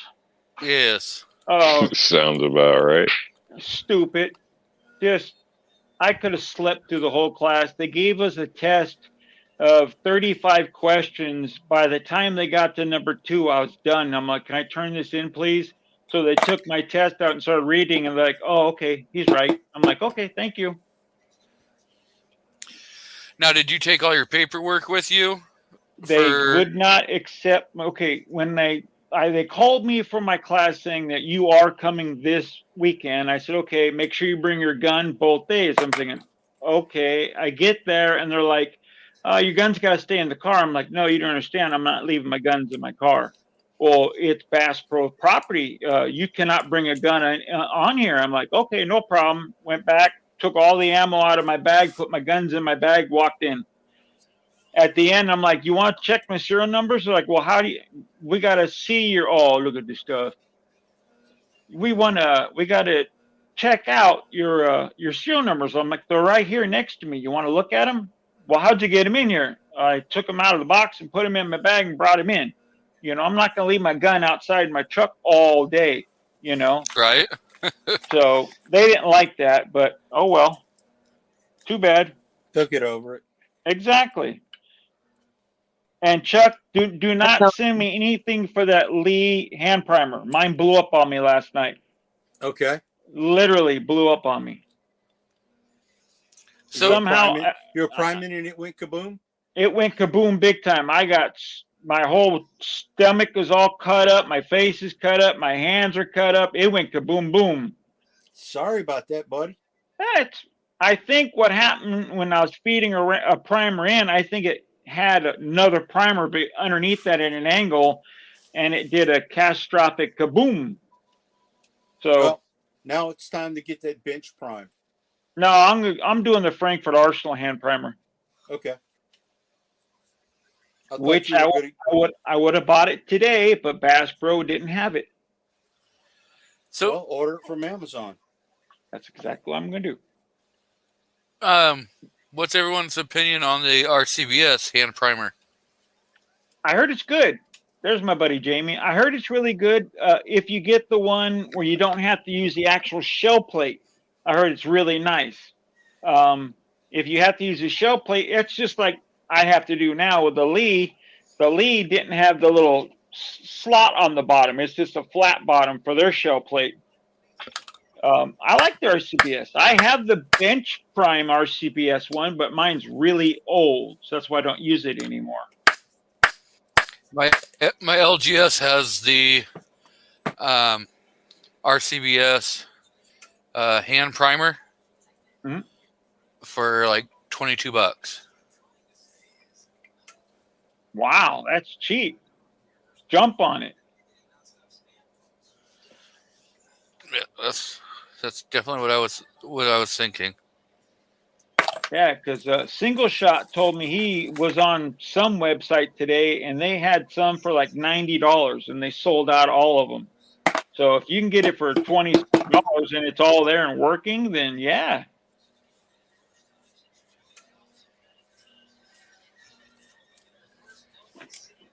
Yeah, that's around this area. They don't do a whole lot of gouging. You know, it's still pretty fair prices. You know. That's nice. What is this you speak of? No gouging. What land would that be? Exactly. That's what I'm thinking. And there's no California? taxes. What? Yep. You look at the price. It says $19.99. You go up to the cash register. You hand them $20. You get a penny back. Damn, that's the way America used to be. That's So the way what- America should always be. You're right, but not by me like that. Yeah. Well, the price you see on the shelf is the price you're paying. And you get to sit in your nice air-conditioned car when it's 113 degrees outside and let somebody else fill your gas tank. Oh, you're killing Oh, me. that's just ridiculous. Well, I've got a gas station like that, and they get what you call it, regular non-ethanol gas. And they come out and do, it's full service. That's also where I get my tire weights from. And I've got a great deal with the guy that does the tires. He's a catfisher. He loves fishing for catfish. So I make catfish weights for him, bank weights, and he saves all of the lead for me. That's great. Are So you we've making got the catfish weights out of zinc? I'm sorry, I didn't mean to walk over you. we got Mr. Bow out in the crowd. Tread is out there, wielded well armed. I'm telling you, wielded well armed, and Mr. Jamie, since they're both right there in the Georgia area, they should get together and do some shooting videos. Absolutely. And they both have YouTube channels. And they're both great guys. Oh, definitely. Well, If I can say who Jamie is. I don't know wielding well armed. I've not had the opportunity to really speak with him, but I can say for definite sure Jamie is.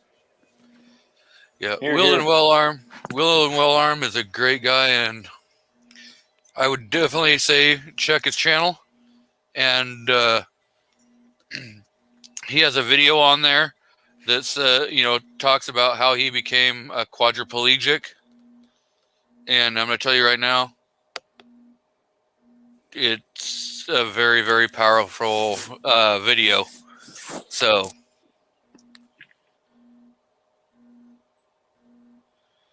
And I know Wielded Well Armed does have a link. I sent him a link.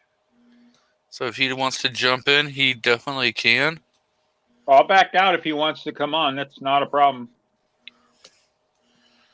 He might be doing stuff with the family, so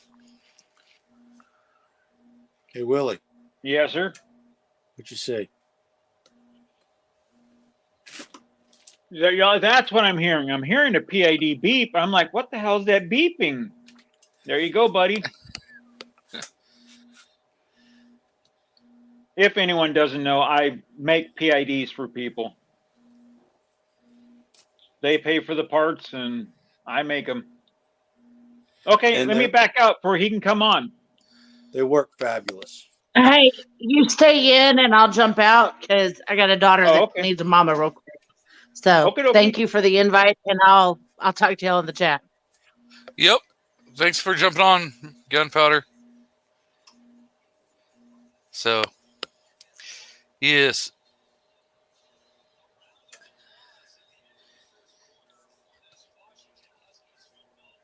So, he definitely does have a link.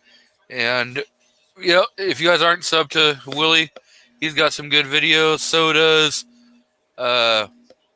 Oh, thanks, King Mr. King. Bulldog. Mr. Bulldog has some great videos out there. I just saw that Mr. Tim S. released a video. So if you guys are not subscribed to Tim S., I do believe I put his channel link in the video I did in the thank you video. If not, I'm going to go back and edit that and make sure his channel link is in there for everybody. How's it going, Wield? How's it going? Good. How are you going? Doing great. So, yeah, Mr. JH586, another one of the Georgia boys. He does his video, or he does a live stream on Friday evenings with the Georgia Shooting Connection, where they do a lot of reloading. Sure. Chats and stuff, and they both, they do a lot of shooting and stuff. Now I tell you, that's where I met Willie, and Mr. Bulldog was over there on those channels, and a lot of the guys that are out in the crowd, Tread, and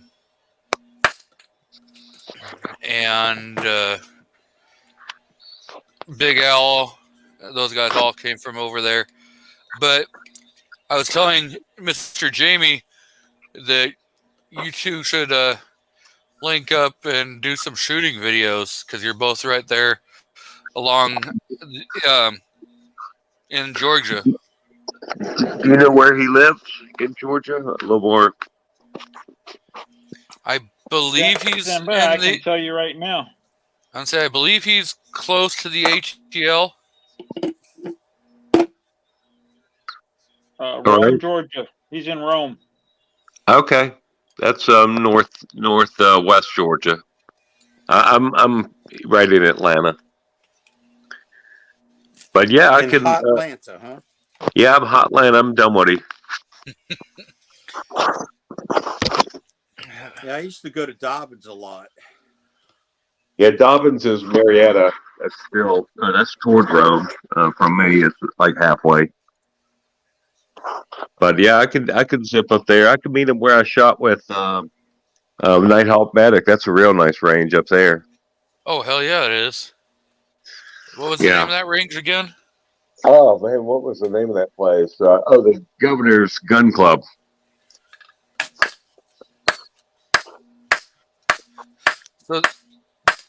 So, yeah. Yeah, Jamie says he would love to do that.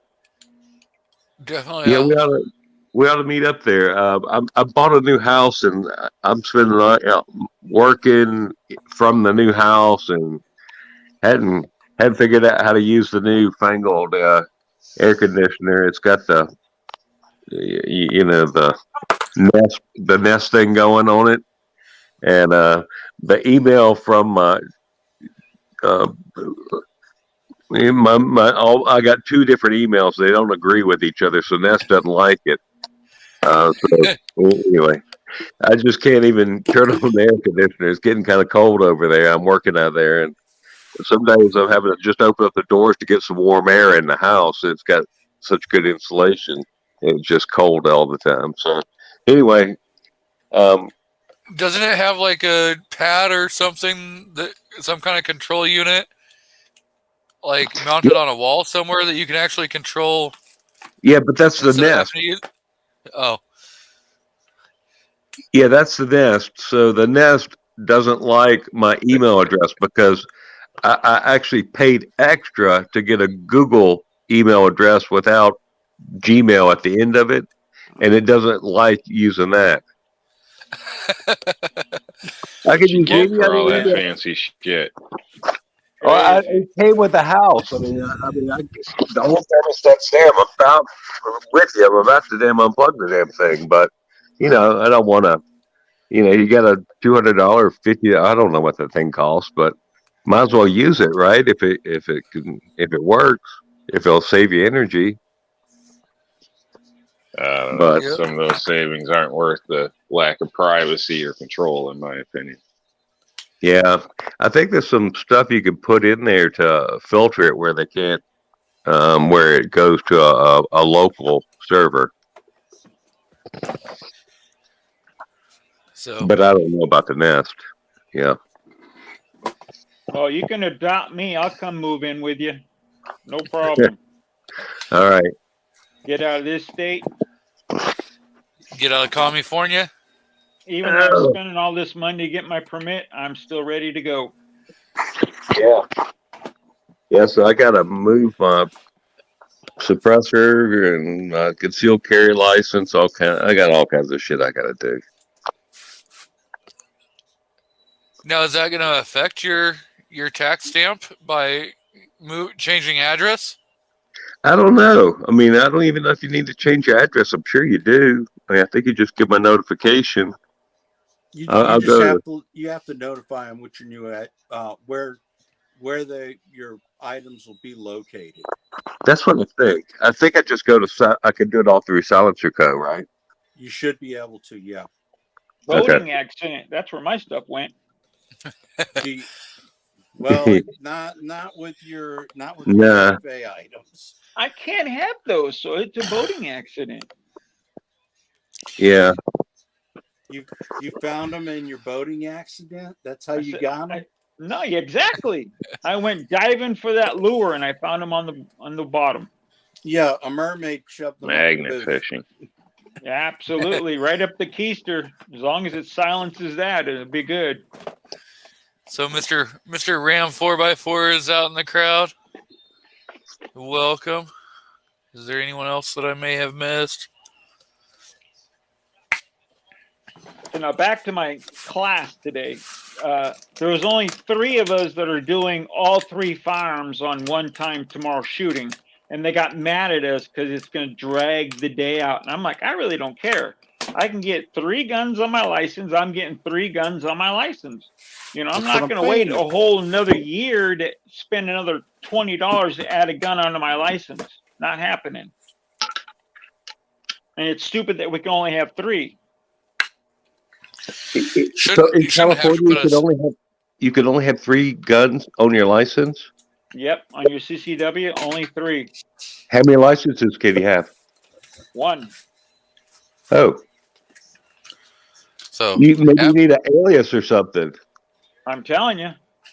Except for it'll be another $500 by the time I get done for that other aliases tag. So It's a crazy. lot of money here. That's the price of a I don't- gun, you know. That's 166 per gun extra, right? I'm telling you. I don't have a limit in New York, Well, but they well, Clyde, do give you like additional, like it's got to go on your permit every pistol in a sense. So, but you can have 50 if you, well, you can't have 50, but I think it's 30. But you can, you know, the normal person can have a few without any kind of issue. You might carry around an attachment with your permit because whatever you have has to be on that permit. But you know, pretty crazy that, you know, 3. That's something. so Now, I Clyde assume that Birdman. you can own more than 3 handguns. You can only carry 3, right? Correct. But see, Okay. they're so expensive. That's why they only allow 3, because you can only afford to own 3 here. So if you're lucky, you can afford to own 3. exactly, because most of these firearms, like I was talking to JH586, is, you know, just get a quote how much this CZ would cost me, you know, like a 75 BD, and he's still getting it for me, but I know it's gonna be $300 more here. It always is $200 to $300 on top of whatever price you guys can get. Like when I was in Georgia, they had some strip lowers for $55. I almost fainted. That's $150 here for a strip lower. You know, for an aluminum one, non-polymer, you know. Everything's Yep. about 100 over here. 100 to 2, I would say. Like compared to online prices by the time you get it out the store. Like if you see something online you like on sale and go to the store and they have it, it's within $200 more usually. So it's a Man. damn shame. Okay, Sounds like 22 Willie's got it long worse rifle. than me. 22 long rifle. They had the Remington buckets at Bass Pro, and I'm like, I want one of those. Until the guy No. said it's $130 for 500 rounds. They did you a favor. I said, thank you. You know, all I want to do is hit steel with them. That's the only thing I want them for is shooting steel. Just, but not- There's not at gravel that in the price. parking lot. you know, not at that price. That's absolutely ridiculous. I'll spend the money and get a Gillis for that price, you know. Get good ammo versus that crap. Yeah, I've never had nothing but trouble with those. Like I only keep them around as like experiment to see if it'll work in a new gun. Other than that, I don't even own them really. I think I go in a couple of those tiny boxes because they'll give you a horrible day, at least with my Remingtons? experience with them. Yeah, like Yeah, my wife. some of them are like P22. bent right in the box. They won't even chamber because the rounds like tilted up sideways and like all My types wife's- of weird shit. Her Walther loves them. That P22 loves those Remingtons. Everything else they hate. Yeah, my guns will fire them if they'll fire, but you know Yeah. that's the Oh, problem. exactly. It's just such a pain in the ass. Like that reminds me of what 22 used to be, in my opinion. Modern 22, people complain, but Federal, Winchester, I don't see any difference between that and CCI. They smoke different. They all have a different, but in my opinion, they all go bang every time I Yeah. pull the trigger. So They make I your can go guns through filthy. thousands of rounds without any issues at all. So, but unless you get those Remingtons, then it's like you're lucky to get through a magazine without an issue. from my experience, but maybe different lot numbers, different places. I don't know. I've heard different things about Winchester from people, but we shoot it all the time, no problem. Smokes a bit more than some other brands, but man, I don't know. People call me crazy, but I trust my life with the fact of a 22 gonna fire in my guns. Sure, that's just me. I know others will say that's ridiculous, but the odds are it's gonna fire. I like CCI. I don't care what type of CCI it is. It's all good to me. I've been nothing but happy with CCI. Yeah. I just can't afford it. Yeah. Yeah. Well, California, I feel sorry for you guys. Anyone who lives in California and is pro 2A, it's like once you say, hey, yeah, I like firearms, they're like, oh, good, you owe us $5,000 more. They just look at you guys as cash cows because, they want to tax you for everything. And if they can't tax you, then they're going to make it so that you want to buy ammo? Okay, well, now you got to pay to have a background check done so that you can buy that ammo. Really? Yeah, and no matter what, it's $1.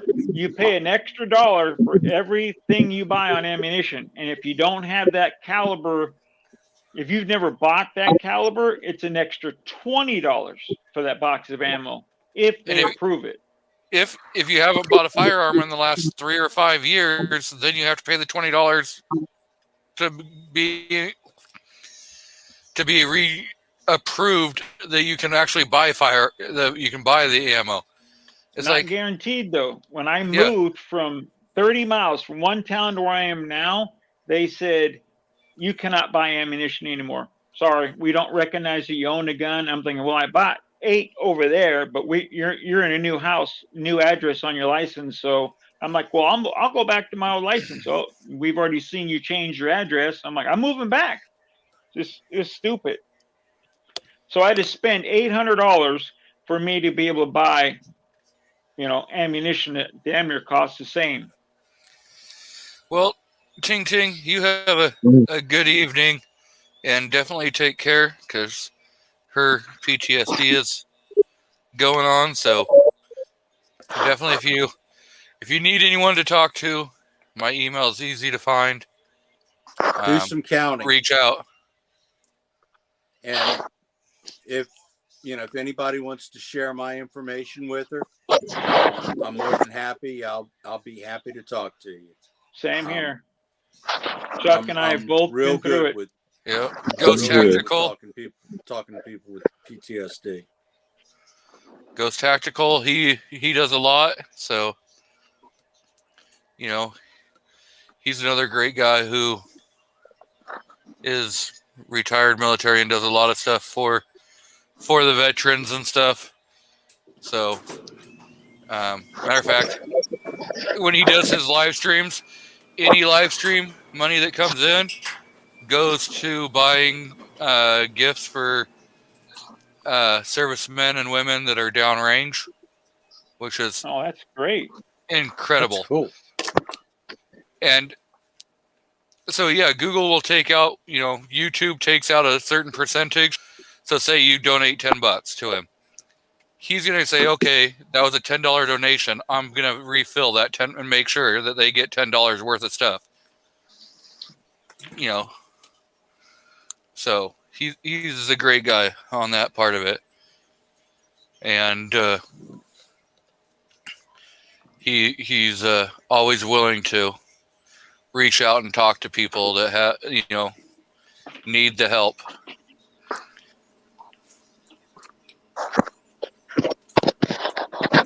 Well, the mama just showed up.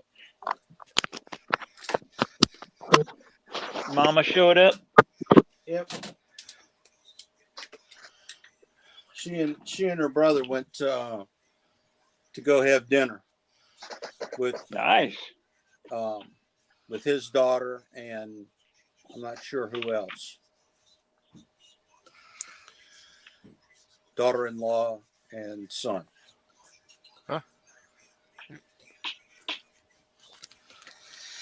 So, Willie, Yes, sir. when you were doing your class today and they were doing the instructions and everything, did they? Did you take your paperwork with you? Yeah, I did. Did they even and look at it? said They would not even look at it. They said it's up to me to fill out, and then I have to go make an appointment with the police department, and an officer will review it with me and fill out their forms, their portion of it. So Wow. they wouldn't even look at it. So the only reason I took it was I thought they would review it, you know? Yeah. But nope. That's how they did it in New York. That's strange. Yeah, Well, Everything's different, I guess, you know, depending where you're at. So it's crazy. different It levels of craziness. Yeah. and maybe because it's through Bass Pro or, you know, one of the, you know, big box stores, maybe it's their corporate policy versus going through like an LGS. Could have. Yeah. That could be it. Yeah. But yeah, I told them I had my paperwork. Of course, they were all over it saying, "Oh, everyone, go fill out your paper tonight." I'm like, "Well, I got it right here filled out. Don't you want to review it?" "Oh, no, we don't want to see it. But go do it though." Wow. Yeah, I assume they did it here in a sense, like the company I use, basically. So, you know, they like at the end they give you a little feedback form. I think they're hoping for good reviews. So, if people take their class and they end up not getting approved, word gets around, and everybody's going to take somebody else's class. So, yeah. Mhm. See, You'd one thing assume I was that would really play over, but maybe not.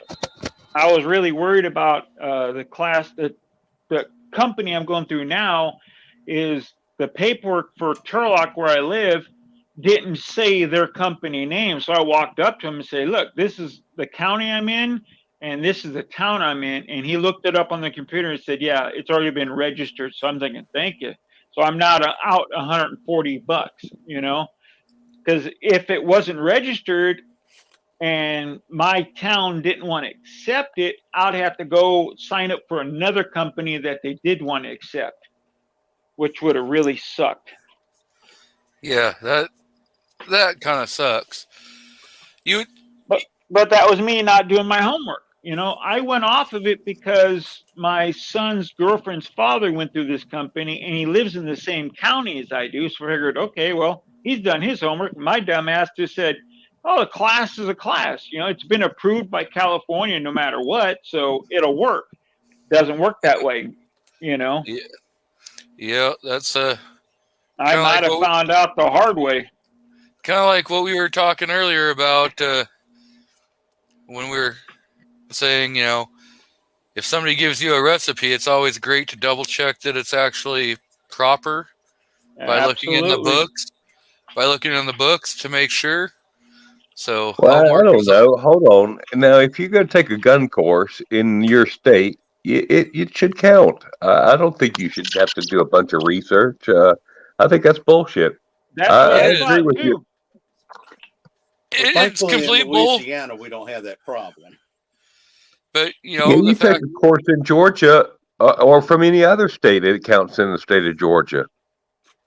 yeah, the Does it thing really? is the thing is if you don't have the state preemption, so if each county and each city can make up their own rules, then you kind of got to follow what, you know, they say. So that's where the preemption in your state you want to keep to fight and make sure that you have, you know, state preemption laws that actually protect the entire state and not let it go down to each individual city, town, county, you know, because it can get to be, guess what?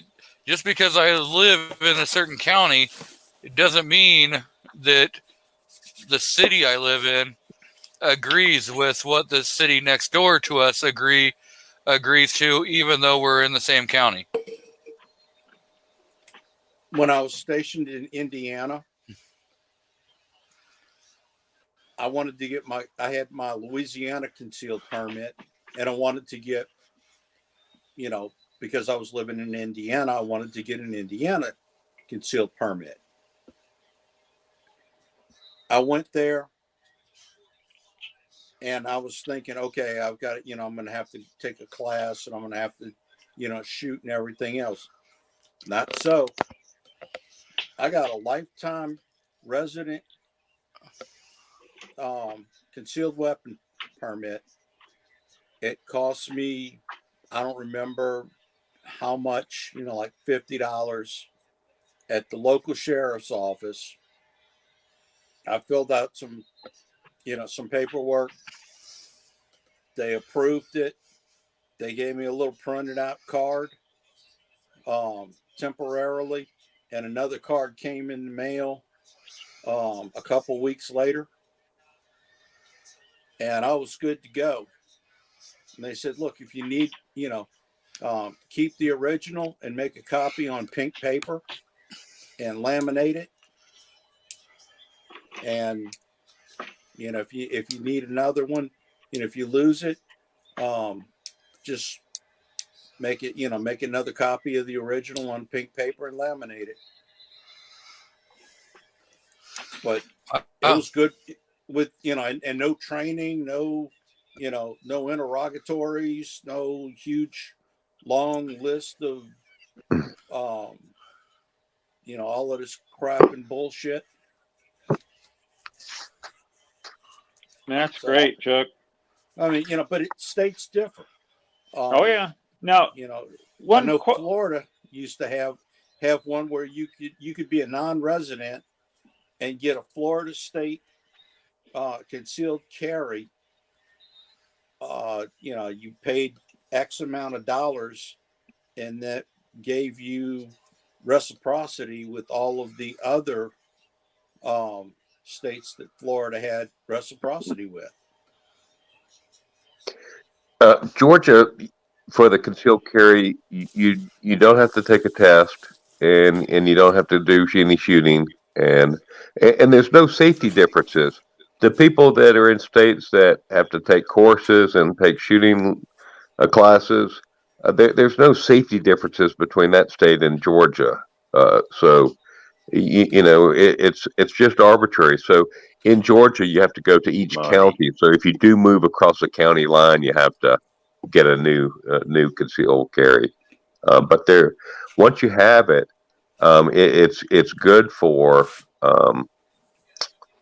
The first time it's $85, but then to renew it, it's $30, and you never have to do fingerprints after the first time. So it's pretty easy. Nice. It's good for 5 years. That's so I see we got Mike White out in the crowd. Welcome, Mike. And we've got mandatory carry out in the crowd. Welcome.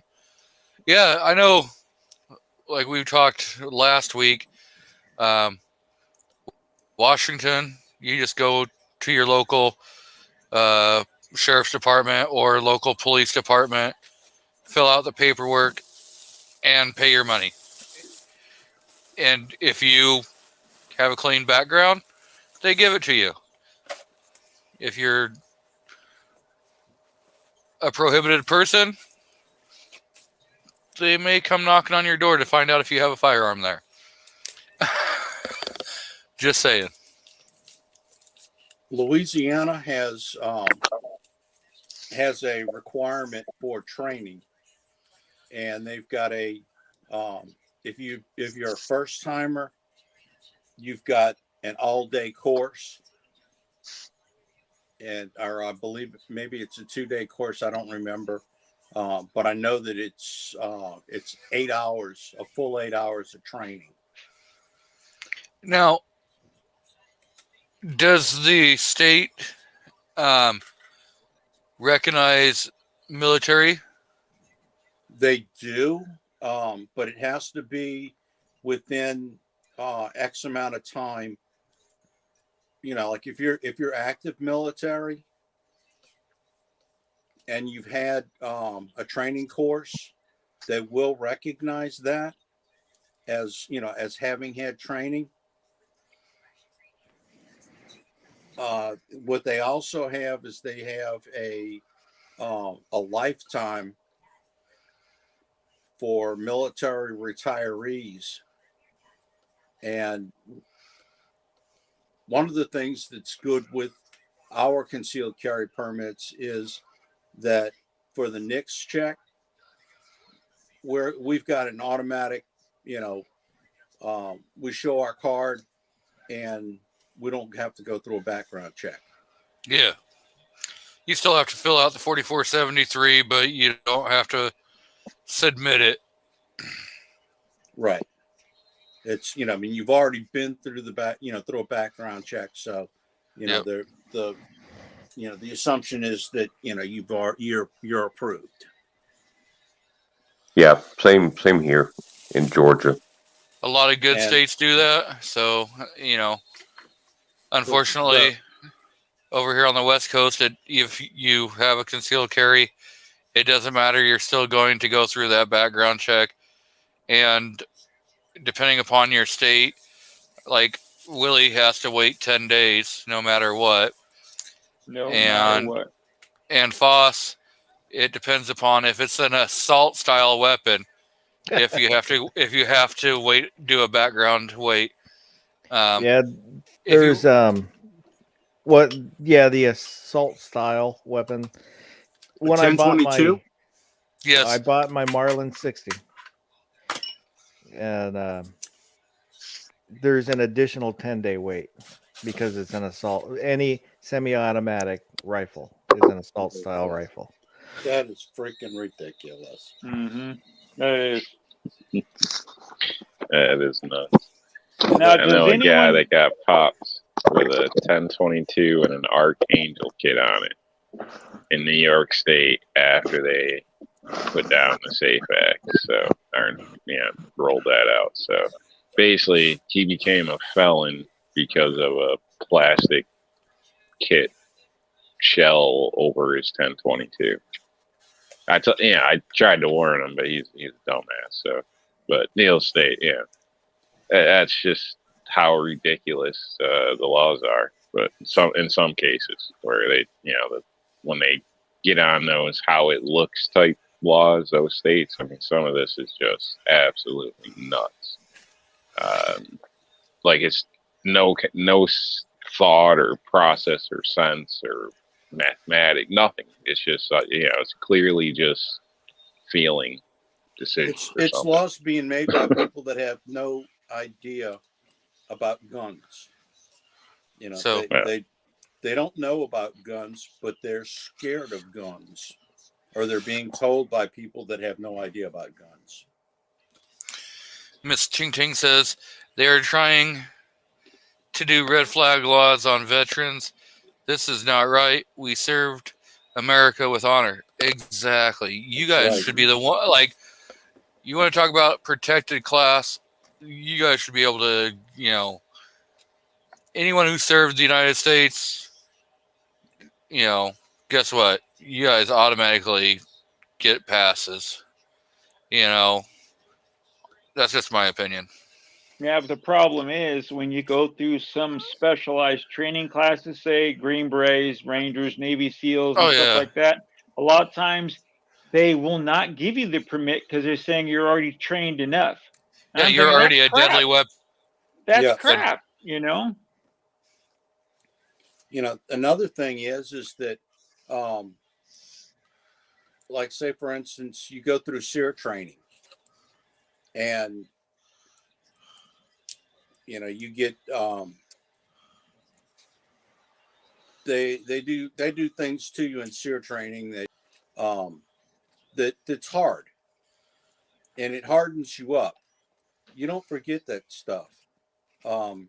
People that have PTSD from the war, from whatever it is that they experienced in their service,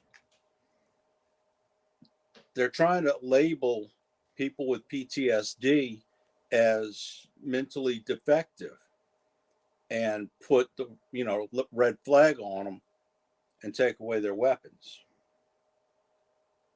And that's just not right. Mm-hmm. And some of the more left-leaning liberal states or towns and counties, that's some of the laws that they're pushing, and they're going after veterans, and this is their way of getting around the law. Yeah, Chuck Schumer tried to do that too, with his law that he did 2 years ago.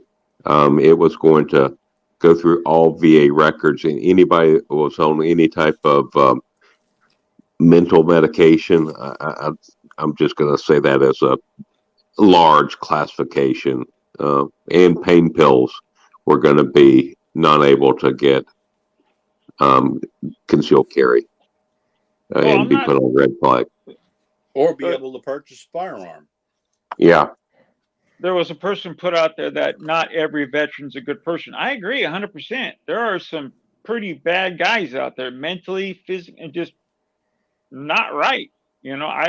I'm not saying every veteran should be allowed more than everyone else. We still have stuff we need to go through, but the problem is they shouldn't take it away from you because you've been taught a skill, to survive on your own. So they think you don't need this right because you've been taught how to use your hands as a weapon or whatever. That's messed up. Not to change the subject. Does anyone know, is the Arizona concealed permit work in Georgia? Because I know it does like 30 states or something like that. I think Utah covers. Utah does like multiple states. Georgia accepts any state. So I think we're at 27 or 32 states. It's above or below 30 last time I looked. Okay, really? So being in Georgia, if you go to USCCA, okay, they have a reciprocity list. Okay, and it shows everybody who participates with everybody else. Yeah, you can type in Real easy too. Yeah. Type in your state, and it will tell you every state that accepts your state's permit. Or if you want to go look at, hey, guess what? I want to go get a Arizona permit. It'll tell you every state that Arizona accepts and every state that accepts Arizona. It's great, and you can actually download the app right to your phone. Now, can you open carry in Georgia? Yeah, you can open carry in Georgia, but most people conceal carry.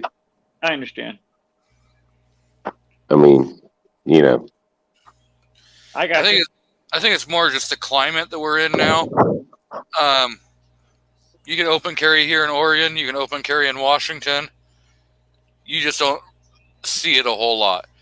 I really like to open carry, and so I will open carry. Never had a bad experience. Actually, I would say probably 99% of the people don't even really notice that I have a firearm on me. Well, I mean, I carry in that Sneaky Pete, so it's just sticking right on the side of my wheelchair, just plain as day. But it's just there's no gun grip sticking out. It's covered over in a box holster. But I guess I open carry. But I'll talk to my gunsmith. 30 minutes, and I'll say, well, can I show you my gun? And I'll reach down and pull it out, and he'll go, oh, I didn't know you had that with you. And it was in plain sight the whole time, so it's open carry, but it's you can't see it. Yeah, well, yours looks more like it's a case for a binocular set, and I guarantee you, battery. Yeah, there's probably. If you're looking for a lot of... Go ahead, Rob. Sorry, I keep trying to find a spot to cut in, and I don't know.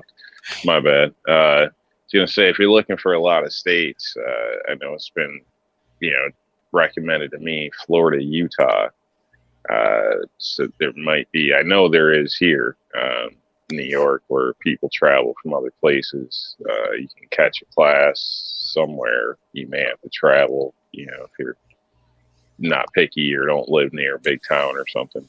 You may have to travel a ways to get to one, stay overnight or something. But basically, those two states apparently, from what I've been told, pretty much cover the most of other states. So, and that was a big one pushed my way, but conveniently with New York and PA, I only lack like 2 of those states, and I don't really travel there much anyway, so it wasn't too much of a concern. But depending where you are, it might be better off to go that way.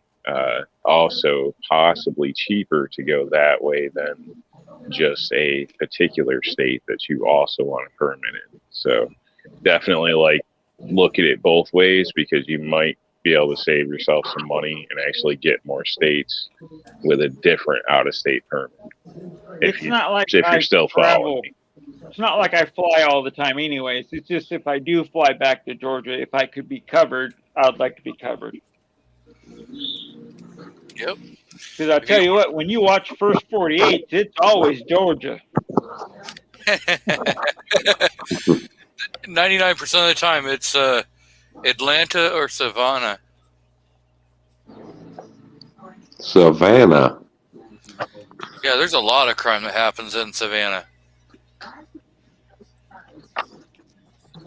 An example would be for me to do the Florida-Utah. I think it was close to $200, and I was only lacking 1 or 2 states from PA, which was $20 and no class in and out. So that's why that could be a cost savings if you keep an eye out. Yeah. But can you do Pennsylvania online, or do you actually have to go in person? In person. So, I mean, that's just, there's different things to different places. So you got to find the best fit for you. Yeah. Don't necessarily take what the guy's telling you, he's trying to sell you down there, because Oh, hell yeah. I would have spent a lot more money for states I don't plan on using anyway. So just shop around a little bit. Yep, that's why I was saying. That's why we were all saying double check USCCA, because then you know what might be the cheaper route for the states that you want to go play in. And by the Who's way, watching sports? Who's watching sports? I just heard a whistle blowing. Never mind. It's not Bad me. ears.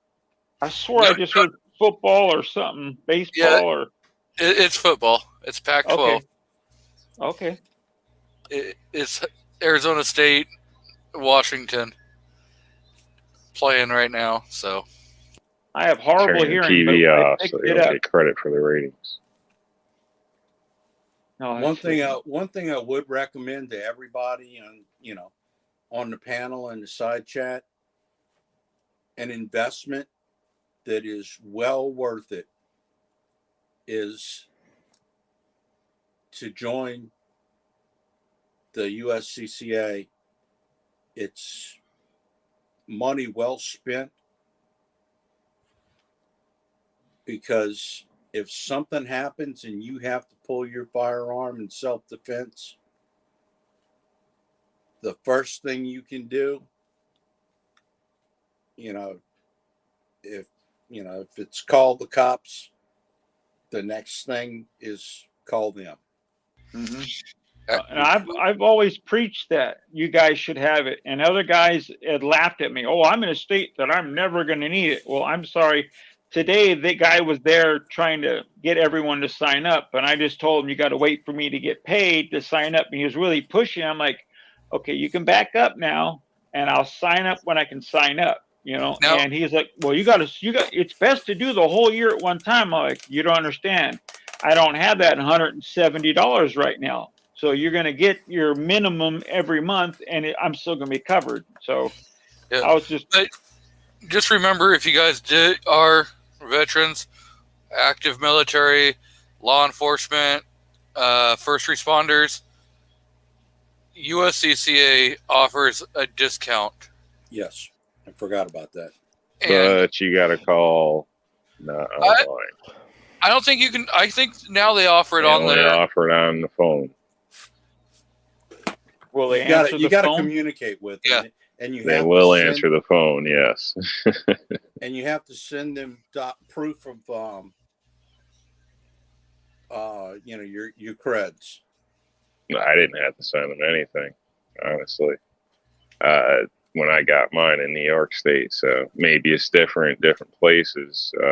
But no, I think I was kinda I shocked. sent them an email with my retired ID on it. yeah. But no, that's, they- I've got a picture of my retired ID that I send different people for discounts and stuff like that.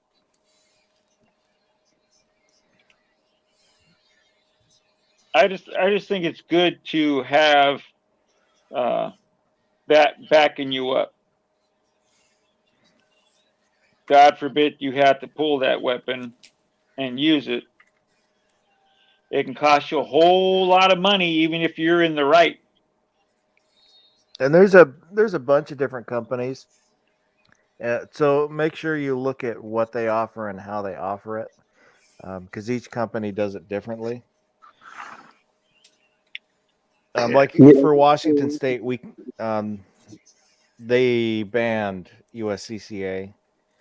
same in New York. So I've got CCW Safe, but there's some companies that they reimburse, and some will cover your costs, and some will fly a lawyer out to you. So when you look into them, make sure you look at how they provide their service. It depends on where you're at too. What they can do in what state. I recommend you get one where you could also have the choice of hiring your own attorney. Yep. Because I know I'm doom and gloom, but let's just say you got a difficult case. It might be easier to send the lowest guy in the total pool to go there and just blow it instead of pay for everything. So, Well, I mean, it could be good to I'm make at- them work for their money in some situations. I'm with U.S. Law Shield, and I've got the CEO's phone number. Everybody gets the CEO's phone number. If you're in a shooting, you call that number, and he tells you what to do instantly. And Have you and called it? it's his cell phone. Yeah, we called it, Yep, and he answered right away. he answered it. All right, I'd call him on that shit, man. Seriously, for me, best deal was USCCA. I like cash up front, and I like options. So not cash up front, but I like to be able to designate use of that cash up front. Obviously, being bailed out, options. That was a good Yeah, idea, that plane and the ticket cost. to Tahiti. Yeah, I think it was like $17 a month for $1.25 million or something, plus $1 million civil. That's not bad. $17 a month. That's not bad. No, that's not. Yeah, I do the annual. I've got with the discount. I've got the platinum, and I had platinum too, discount. yeah, and it's Same price? Or you're paying annual, so I'm paying. you get it annual. cheaper?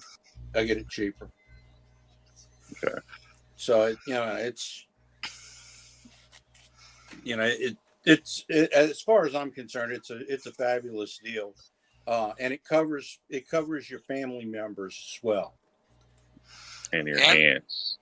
Yep. Other things, brick on the ground, whatever.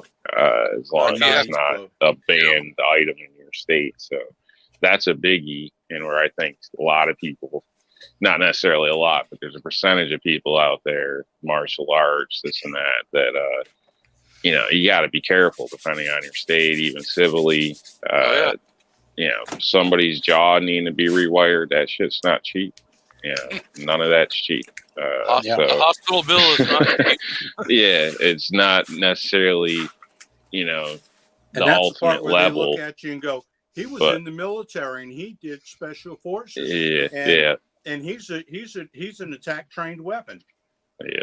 So you're still looking at a big freaking problem. So in some cases, it's just I'll be back in a few Yeah. minutes, guys. much better to cover your ass. Oh yeah, they hear cha-ching. Oh, you're ex special Not a forces. problem. Cha-ching. You should have known better. Yeah, they're showing videos. What would you do here? What would you do there? And all that crap today. I was just like, there was some people in there. I want to be either shooting first or I want to be way after them and away from them when they shoot.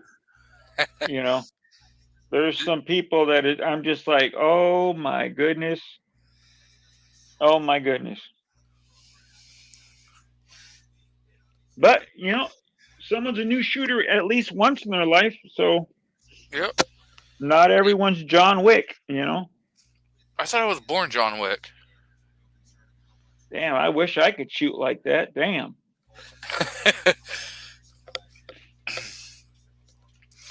Yep. Hey, we can all be John Wick with a crew and prop masters and 50 takes and a whole bunch of CGI or whatever they call it. But that guy can shoot. I've seen his videos. He can Oh shoot. yeah, no. Yeah. Yeah, Of course, definitely. he's been taught by the best, you know. Yeah. Yep. He's an actor that says if I'm Well- going to do a role, I want to go and actually learn. You know, I and- respect Taron by his performance, but personal, it makes me wonder. So I'll just leave it at that. yeah. So I got you. we brought up movies again, and Oh, were movies up earlier? no, well, a couple episodes ago, you know, we were talking about Alec, and you guys hear what he said? Like, I think it was earlier this week, maybe late last week, when he says that he thinks law enforcement should be required to be on set of every movie to guide them through to make sure that mishaps don't happen on sets. Wait a minute. Aren't they the same people that want to defund the law enforcement and take them from the streets? And now they want to, oh, well, we're going to take even more officers from the street to put them on a movie set to make you less safe. Does that make any fucking sense to anybody else? But When did an officer become a weapons specialist? they're not. Most law enforcement officers are not real shooters. You know, they just know what they've been trained Thank you. to do that job. Thank you. Have you seen some of the police officers shoot? Oof. Scary. And that doesn't go for all of them. There's a lot No, of retired. there's a lot of great There's shooters. you know, There's a lot. yeah, But or there's even some just people natural that shoot. But they only shoot for qualification and that's it. yeah, You know? and around here, there's a lot that only have a permit for work. They don't even have a gun to go home. You know what I mean? Yep. It's a tool at work. So, Mhm. and they're the ones that get real sketchy if you get pulled over. Yeah. There's a MARTA policeman. MARTA stands for Moving Atlantans Rapidly Through Atlanta or something like that. MARTA. And, you know, it's a metro police. And there's this guy and he's disabled. Me and him parked in the same spots.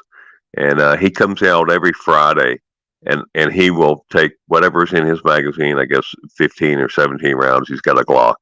And he takes a human silhouette all the way out 25 yards, and he does 17 headshots, and all 17 are right in the head. And he leaves. That's all he does is 17 shots every Friday, and he leaves. Well, at least But he's he- practicing. Yeah, but he says, you know, 25 yards is the maximum length of a rail car, you know, or a bus. Yep. In Atlanta, you know, he's not really thinking about platforms, but he's like, even platforms, 25 yards is pretty, for a headshot. He said I probably wouldn't have to have a headshot if I were on a platform. It's good, Yeah, but I mean, kind of sloppy because targets don't move; they don't shoot back. Yeah. Yep. So I mean, No, that's he's in with complacency that. there. Yeah. I mean, he sounds a good shot, but again, aim small, miss small. Hey, you got to remember when that first round goes off, I don't care how bad you've been trained, you are going to come right Tunnel in. vision. You're going to tunnel vision big time. Believe me, I can say for sure I've tunnel visioned a couple of times being shot at. It happens. Stress, your stress indicators. If you go get yourself into a high stress situation, it doesn't have to be with a firearm. That's a lot of how you're probably going to react in a firearm situation. Your stress indicators are going to be there. And so you got to know if you have a fight or flight kind of response. If you're ready to bail anytime something happens, could possibly be what's going to happen in a situation. Now, when I was cases, younger, it might be better to bail. I'm sorry. Okay. So, Yeah, you're right. My apologies. No, absolutely. You're absolutely correct. When I was younger, we heard gunshots. We went towards it. I hear a gunshot now. My fat ass is getting out of there. I'm protecting my family and getting out.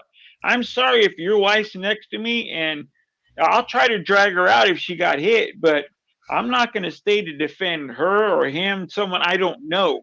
It don't say police on my shirt. It says, old fat guy needs to get the hell out of there. Simple as that. And sadly to say, if you look back at SCOTUS rulings, again, law enforcement has no duty to protect you. They have a duty to show up and figure out what happened after the situation.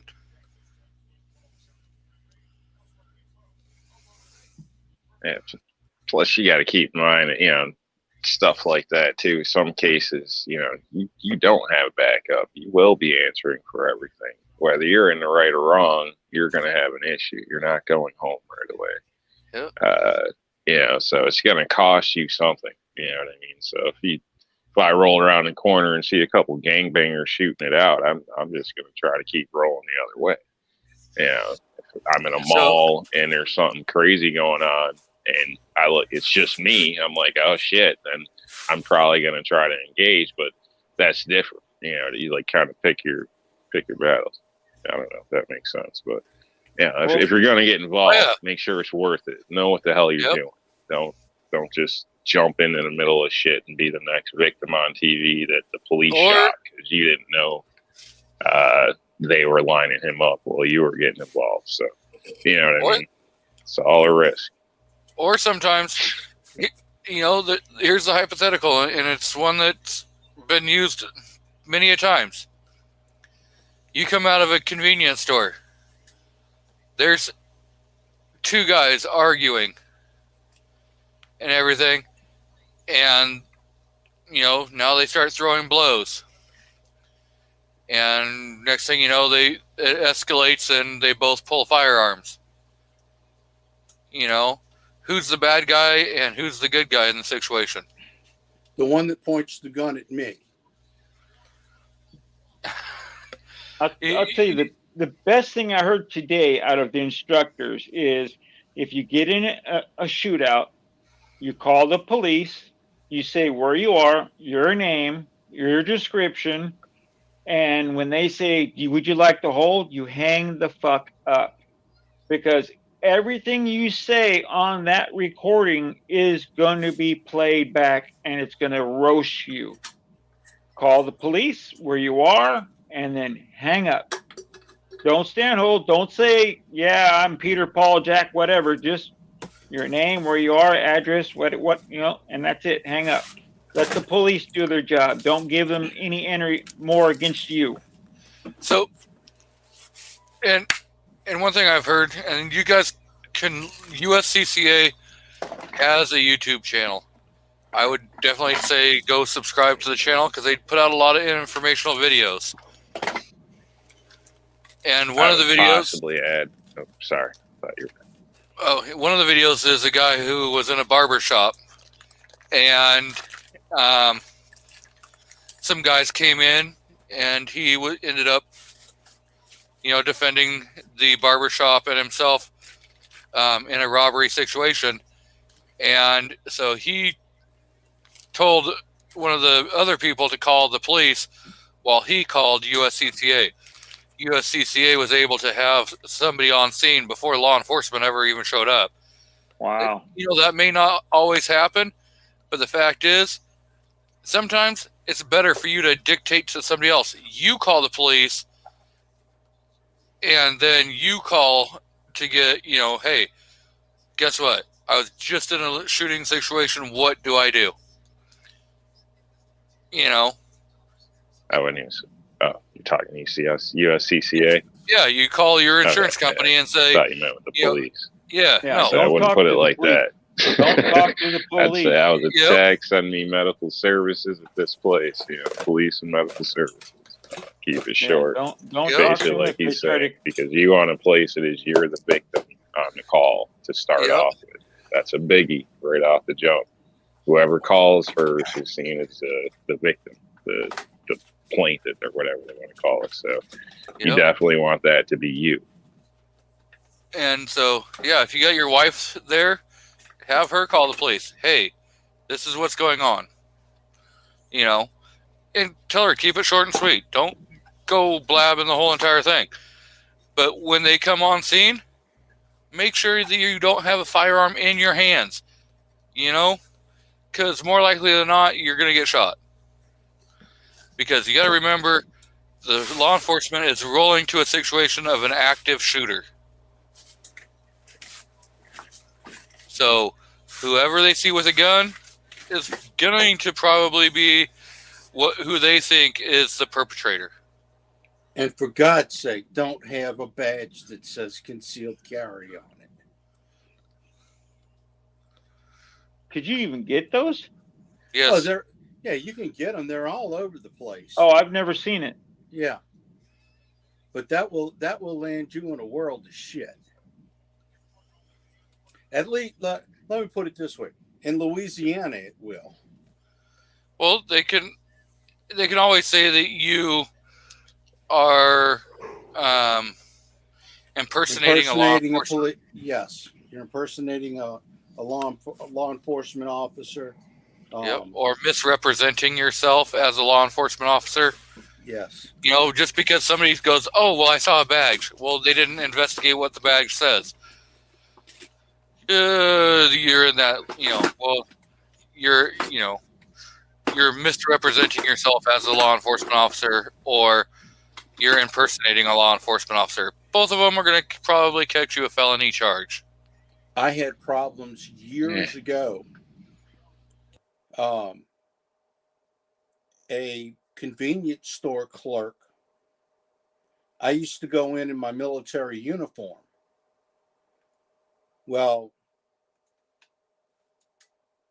I thought, I was told that, there was a strange person outside of the convenience store yelling and screaming at, the woman inside of the convenience store. I was at the convenience store right down the road.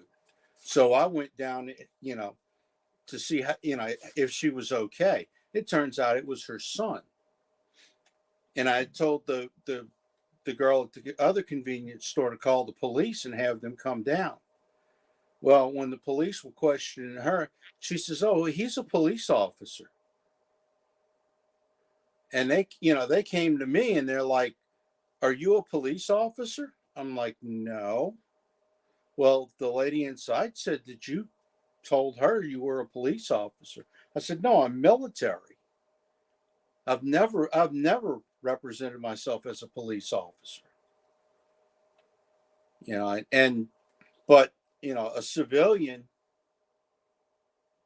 can often mistake, someone that wears a uniform for whatever. And that came close to getting me into big trouble. Oh, come on, Bulldog. You know you were just running that straight razor's edge.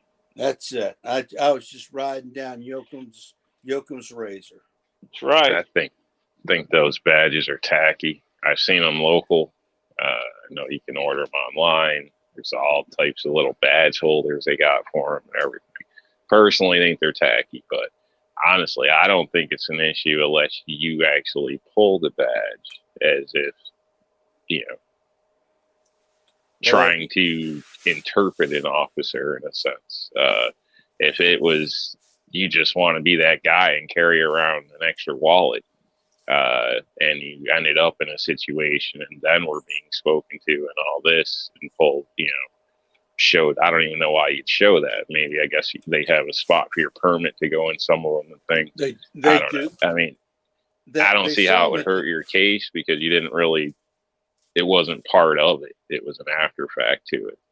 But if you were walking around trying to flip a badge, like, you know, like you're Billy Badass or something or an officer, then I think, yeah, that would be a problem. So at some of the gun stores or not gun stores, gun shows, they'll have, you know, like the concealed, you know, here's a concealed carry course.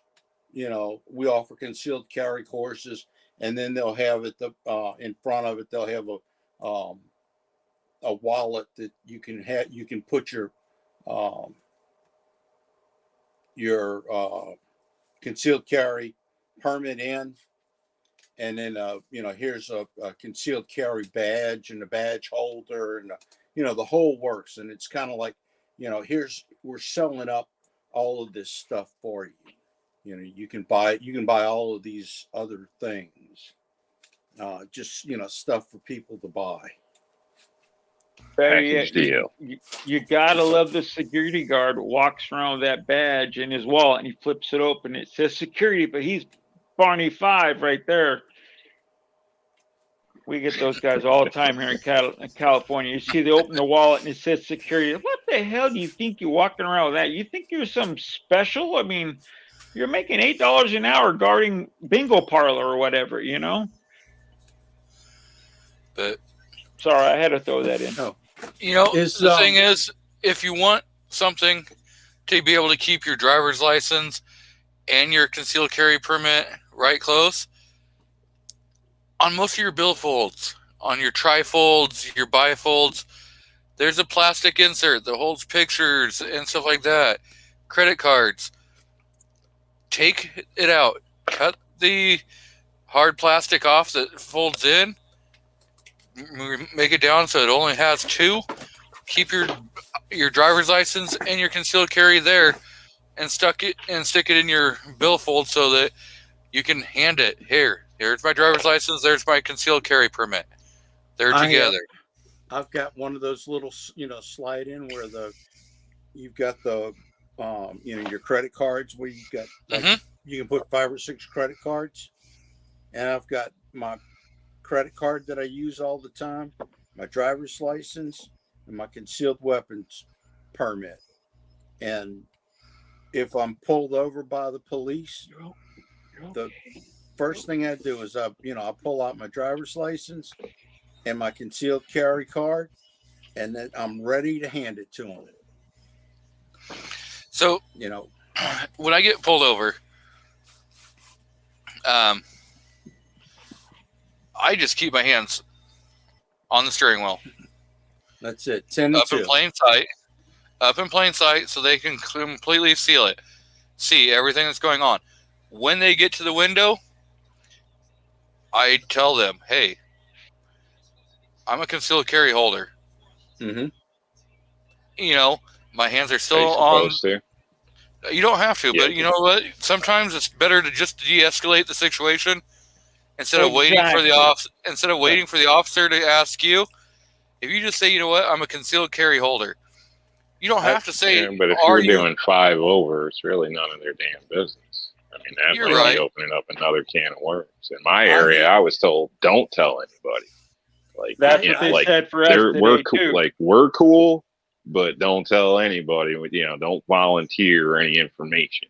Yeah, so it's like, okay. So I don't know. In Louisiana, they're doing a job. You don't have to submit and bend the fuck over just because you got pulled over. Don't be an asshole. Be respectful. Be decent.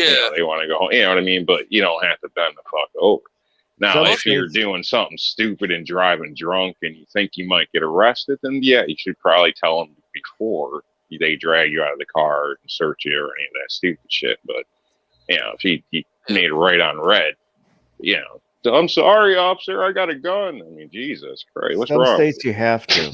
If you have to legally, that's understandable. It's the law. You're complying. But other than that, ain't your goddamn business until it is. I don't understand. No, here, I disagreed. My instructor saying, don't tell them. I'm like, you know what? I'm 10 and 2. I'm going to say, hey, you know what? I'm armed. I have a permit.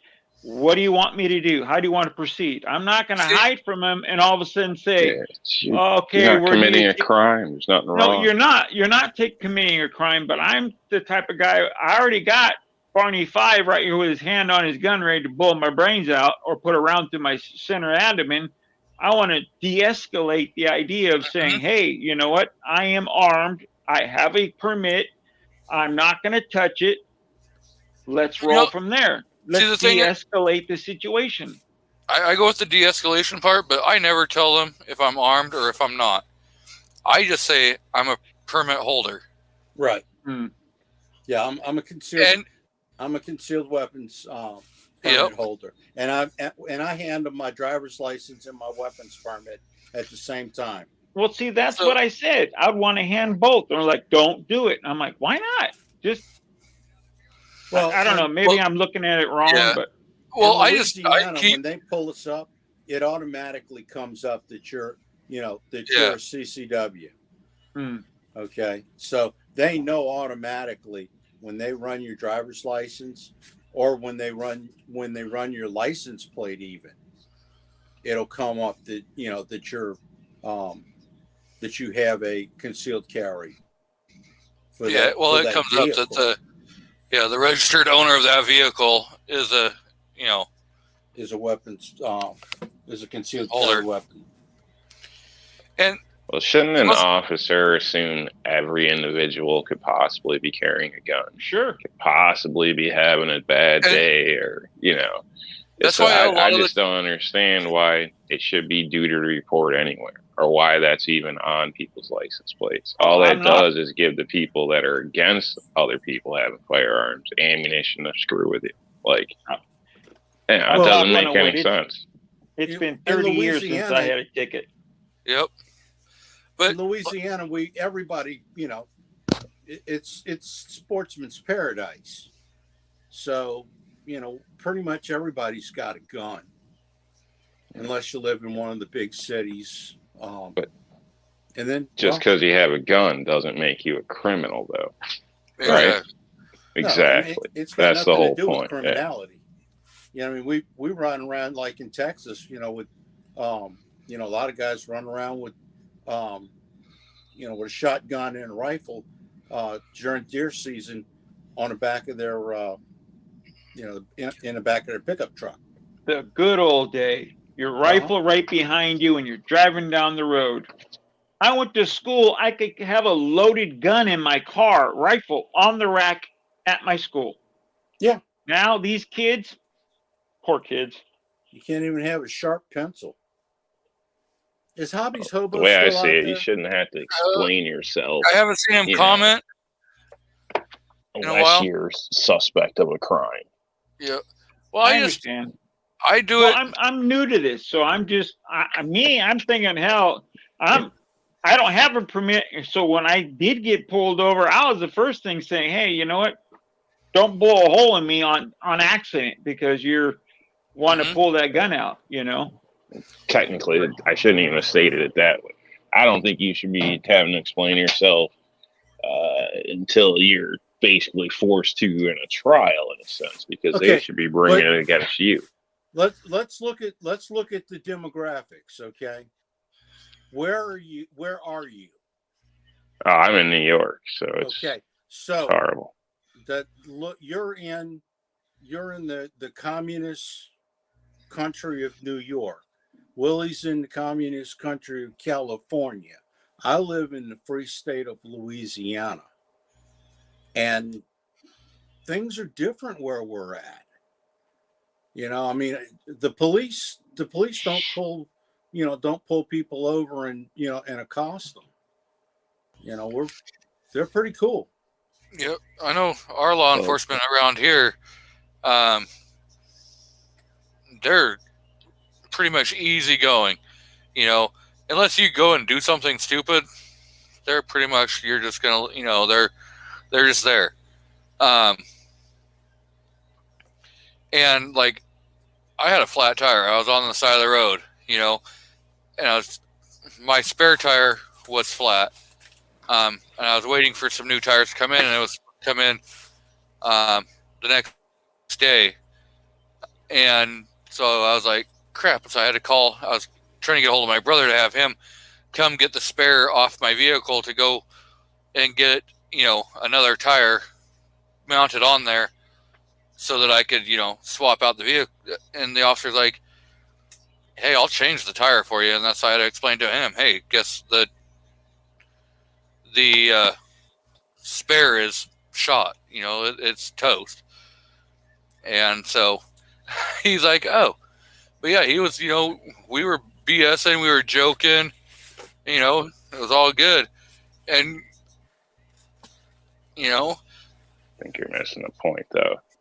I mean, I don't mean to cut you off. But the point isn't, it's not if the cops are good or bad, or the officers, I should state. It's the fact that us as Americans with our rights shouldn't have to explain or justify our innocence to drive down the road and get a 3-mile-an-hour speeding ticket. It's not at that level. Yeah. It shouldn't even be to that level. It's tail laid out speeding ticket, thought you were driving aggressive, whatever. It shouldn't even be to the level of, well, are you an armed individual now? That's if you're that scared, don't take the job. Everybody can try to kill you. Grandma can run you over checking her mail. I don't know. I got pulled over. They're redoing the railroad tracks around here, and I live out north of New Orleans. About 70 miles north of New Orleans. Anyway, I talked to the foreman of the work crew, and I asked him about getting some rail and some ties that they, some old ties that they pulled up. And he said, yeah, look, come around in the morning about, between 6 and 7. And my guy will load some up on on your trailer. So I showed up the next morning. The guy loaded me up a virgin piece of, a whole length of rail, and then another little short 4-foot piece, and then loaded up as much railroad ties as my trailer would hold. And I'm driving back to the house, and apparently somebody saw me with a trailer load of railroad ties and called the police. So next thing I know, my local police are behind me. Somebody called the police on me. So, when he pulled me over, I did, the 10 and 2 with my driver's license and my concealed carry. And he had to do his due diligence and investigation. But I would much rather inform him, as we're told to in Louisiana, to let the law enforcement officers know that that you are armed and carrying a concealed weapon, and than to not. That's just part of the, here in Louisiana, as a concealed weapon holder, that's, part of the obligatory part that goes with the concealed carry permit.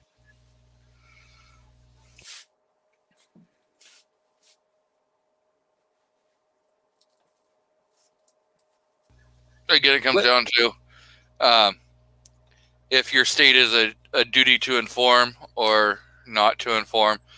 And it comes down to you personally. I personally make the choice to just say, you know what, I'm a holder. I'm not going to tell them that I'm armed or anything. If they ask, you know, are you armed at this point in time? I may say yes.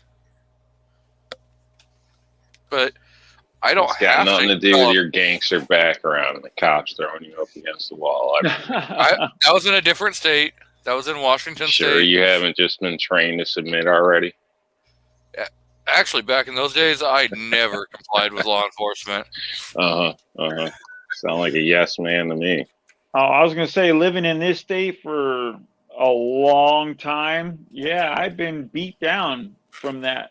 You know, you just make his job's hard enough for me to sit here and say, you know what? If I have a CCW, I'm a good guy 9 times out of 10. I'm not just said punk carrying a gun illegally, you know. At least that's why I feel about it. But I'm hoping by this time next month I can be one of you guys on the team. Yay! And I'll be broke. And hopefully, about this time next year, you'll be Out of this California. state. And then I threw $500 away. Yay! But oh well. Hey, just think about this. It was an investment to keep your ass, protected until Absolutely. you could get out of that state. Or I can grow my limb back. Sometimes it's like, you I know would what? like you to grow that thing back, Willie. I wish I could too. I always tell my grandson, grow it big so I can have your leg. No, Grandpa, I know I'm not going to take your leg. I'm like, yeah, I'm going to take your leg. Oh well, I'm a mean grandfather. He's my grandson. So I I think know. that's funny. I'm going to change the subject again, just because Ting Ting was saying that she's in Tulsa, and with Wanamaker going on, I was just wondering if maybe she went and checked out Wanamaker, the world's largest gun show that's going on this weekend. I know there's a few of the gun tubers that are over there, like Ghost Tactical, Clover Tack, Gun Loving Grandpa, Gizzard Gary, of course, Mystic Guns and her husband Snob, the Gun Snob. But those two live close to Tulsa, so it's not like they're going very far. I think 45 Alpha Charlie Papa is also there. There may be a few others that Weston Probst is there. But again, he lives close by there, so if you guys are close to Tulsa, twice a year, April and November, they do Wanamaker, and I hear it's a pretty amazing gun show. It's 11 acres under one roof. Sounds like fun. Yeah, and they have everything your heart could desire. There's pictures from Clover Tack where he's looking at a couple cannons.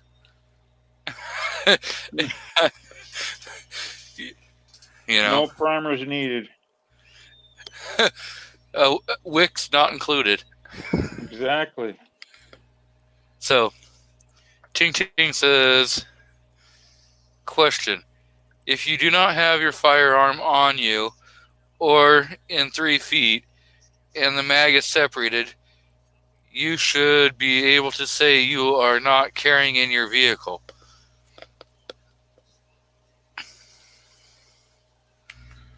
Not according to the law, Ting Ting. Depends on your state. Yeah, let's say. Yeah. It's going to depend. It's going to depend on what they say in your state is considered carrying. Yeah, and if it's Should be and is are two different things. If it's in a locked case, out of your possession. You do have the, transportation laws, federal transportation laws that do protect you somewhat, but again, it falls back onto the laws of the area. Pretty much, if the state says it's a duty to inform, it's just easier to say, you know what, there is a firearm in the vehicle, and this is how it is. Sometimes it's just going to make the officer feel a hell of a lot safer, and you may not end up getting shot or going to jail. In Texas, Really in a jam, just send the crash car in. Yeah. Call in the clowns. Texas used to have a thing. If you were carrying it in your car, it had to be concealed. It couldn't be out in the open. So you could put a hat over it, but you couldn't have it sitting on the seat next to, out in the open. But if you put a hat over it, then you could have it there. It's like really weird. Or you could wear it in a holster. But Now, one thing I did hear today, what I thought was wrong, I thought was illegal. I guess I was always told if you print in California, you can get a citation for printing. I guess it's not illegal to print. So I'm thinking, cool, I'm an old fat guy, and if someone sees a grip, they see a grip. Oh, well. Then you have to write in script. No printing. That's right.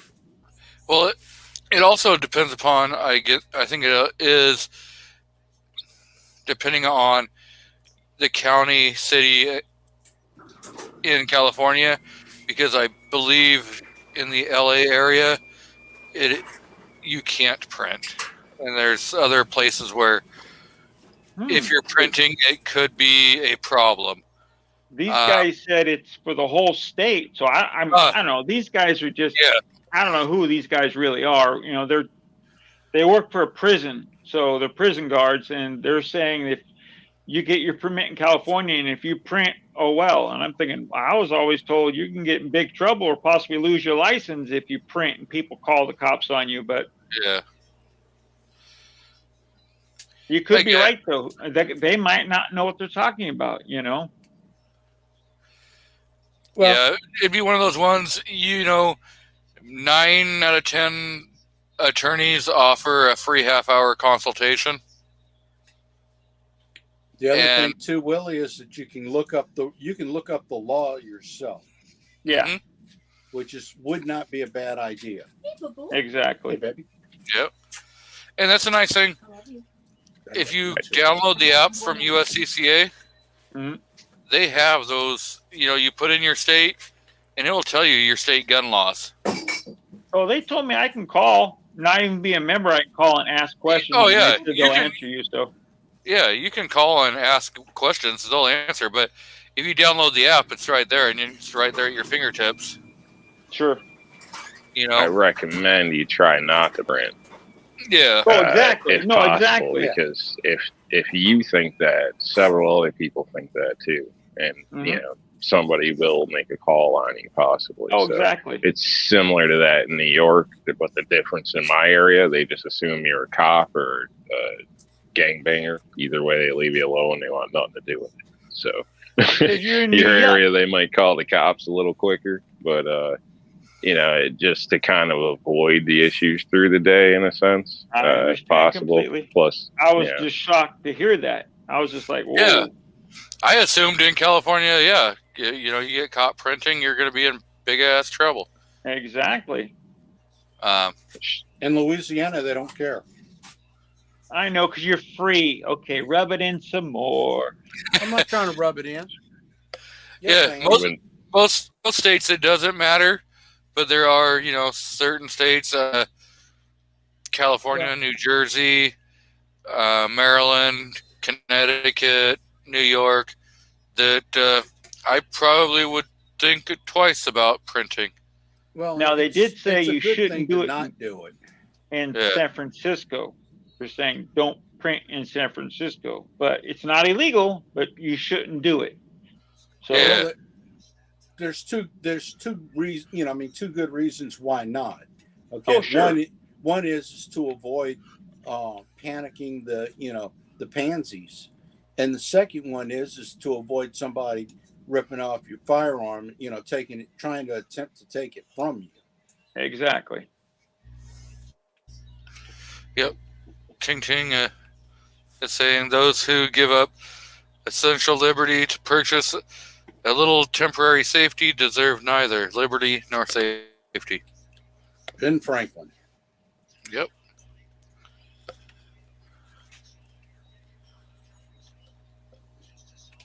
But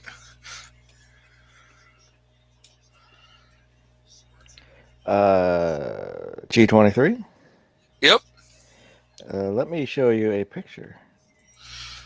Okay. Well, I do believe, being the co-host extraordinaire that you are, you can add that to the screen yourself.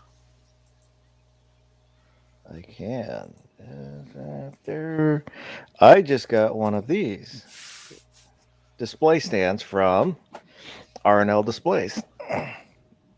Can you see it? I can. You know, if you click the little square box in the top left-hand corner, you can make that full screen and take us off the side. And it looks even nicer. Very nice. Absolutely. So is that the Taurus? That is my Taurus 65. Chambered in 357? Yes. But, Looks good. You got, what, a 4.5-inch barrel on that thing? A 4-inch. Oh, I'm sorry. Yeah, But, correct yourself. Smack your Typical hand hard. man. All right. was Always adding longer. an extra little bit. Add an extra 1/2 inch. But these are made by Rob D, the New York Outcast. And is that American flag that I see on that stand? It That's is. what it looks like to me. Representing. Made in Absolutely. America. America. So is Yes, there sir. anything you can Sergeant tell us Joseph. about this? That is an R&L display, and it is definitely made here in America. Sure. Yeah, I recently added handgun displays. As you can see, instead of taking the route of the magazines, I figured the route would work a little better. Unfortunately, I like things kind of overkilled, so this rod won't work on a 22. It's 38 or 380 and up, basically, because of its 1/4-inch rod. So you shouldn't get any saggage. I've actually placed 2 firearms on one stand. There's some pictures of that floating around somewhere, probably. I saw that. So they don't really sag. I mean, obviously, there's always going to be a little tension flex on any kind of rod you're sticking out, but doesn't collapse or get limp or any of that type of stuff. So, yeah. Just And the limp barely. thing to a man. Come on now. There's No I limp mean, rods. there's just barely any movement. It's not. This one's not loaded, so it doesn't have that little bit of extra weight. But I mean, it doesn't move. Pretty Ting solid. Ting, you're outrageous. They come with felt foot pads, so it doesn't scratch up your surfaces. Also, hook and loop with sticky back Velcro, so you can put a morale patch on there if you have them, name pads or name tab, whatever. Anything you might want to add, or if you obviously have one of the other kits, you could use some of that Velcro to add more to that as well. So these come in a few different models. They're basically, at this point, like all of them at this point, you have the black finish and the gun stock. This is gun stock. All the gun stock come with a American flag on them. The black I tried, but you don't really see it that well. So there's compact, full size, and dual pistol stands available. So Are you duals laser you printing can. those? No, I that's all cut basically. So chop saw, table saws. Let's see. There's list stuff, but no laser printing or CNC and all that type of stuff. So, but let's see, where was I? So there's also other models. PC carbines are the pistol calibers for Glock mags. Basically, if it takes a Glock mag, it'll pretty much fit. I have a display for that. A lot of the 22 our Smith & Wesson M&P 22, which also covers a few of the 22 AR type rifles that are out there. If it has the little notch there where it goes from a full size mag down to a 22 mag, you know what I'm talking about. So it doesn't work for all of them. If it's a dedicated 22 mag, basically a narrow standard 22 size mag, then probably won't fit on that properly. It might though. Haven't tested it. I also have basically, if it's got an AR magazine, I got one that'll fit on that. Shotguns tend to fit on that as well. Somebody here showed some pictures of the pump on the stand, which actually looked somewhat decent. Also seen AK pistols on it that didn't look too bad. Do need to come up with an AK model. I haven't yet. And there was a third. Let's see here. Oh, I think I covered them all as far as rifle platforms, but that covers well over 100 different firearms. And the handguns I haven't even looked into that, but I'm sure it's hundreds, if not thousands. Here's one of the tell you, AR stands.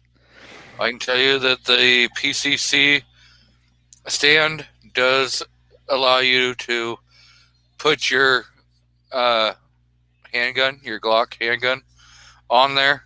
I have a video with it on there.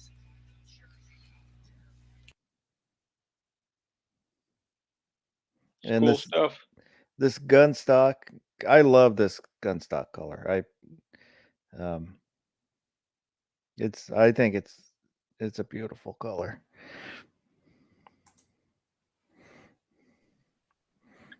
A lot of people tend to like the gun stock color. Actually, I like it myself too. But that's the one I get wanted. A lot of compliments on that. I was always thinking black would sell better, even with the ARs and stuff. But everybody seems to like the gun stock.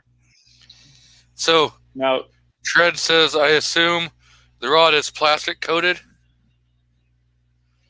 or is it rubber coated? Yes, it's high-end special tactical formula plastic dip. So it has a plastic coating. So the rod itself is aluminum, so therefore it's, a lot of cleaning rods are made out of aluminum, whatnot as well. So obviously be gentle. That's not the point, but if something does happen, the rod's softer than your barrel. Come on, we're men. When are we gentle? So now I know there's a lot of disc codes out there, so I'm going to list a couple of them. You got Gizzard Gary, who has a 15% discount code. You have Travis P11, who has a 15% discount code. You have Rick's Life, who has a 15% discount code. You have G23, which has a 15% discount code. Who else do I know who has one? I think, didn't you say Night Strike has one? That'd be correct.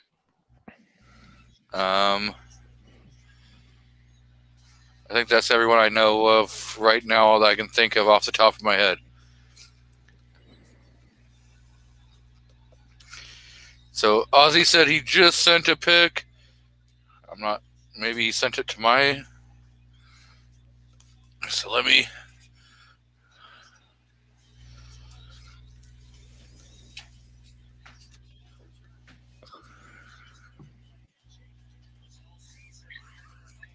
Yes, I'd love to be the next Mr. Pillow guy, Mike Liddell. So, yeah.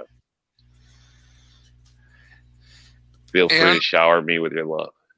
And one live stream, it's going to happen. I'm telling you, you're going to get the right person. You're going to get that niche, and we're going to say, we know you win. And I'll say I paid for that myself. I bought. He did send me an AR stand, but that was after I had already bought an AR stand. So it's, I'm not paid for endorsing it. I just, helping out a No. buddy, and I like the product. Now there's somebody who has some stands. Mr. Ozzy Orsborn has the PCC, which is the Glock mag right here. And there's his nice patch, Bark at the Moon.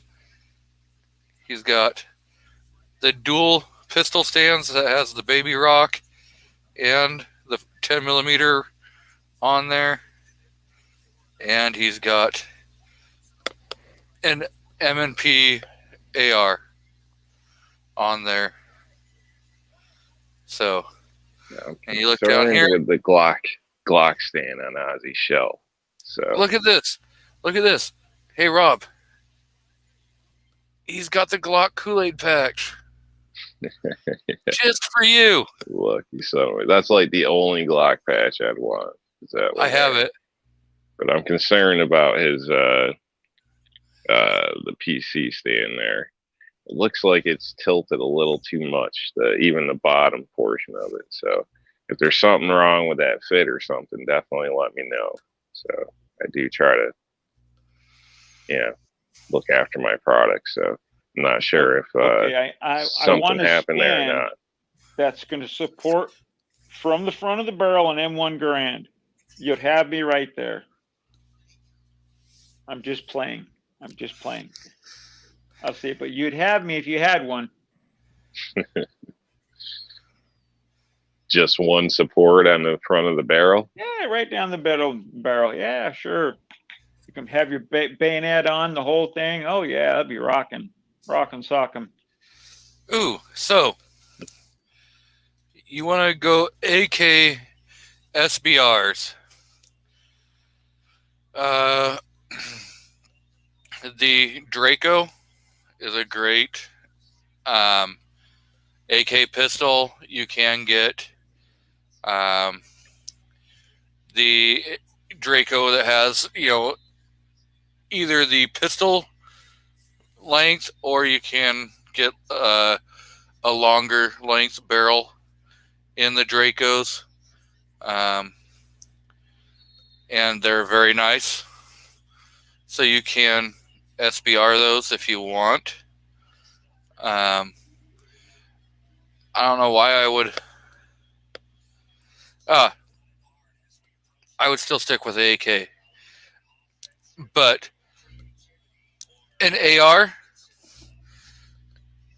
I would just say get yourself a lower, and you can build yourself an AR pistol, or you can build yourself an AR, SBR if you want. Depending upon what kind of a budget you want to go with,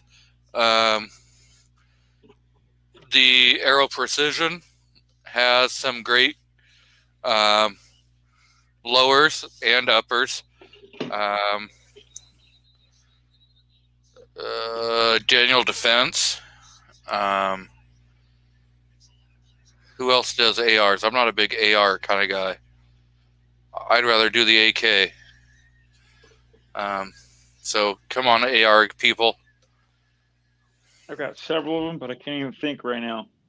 Colt, right off the back, if they're even still being made.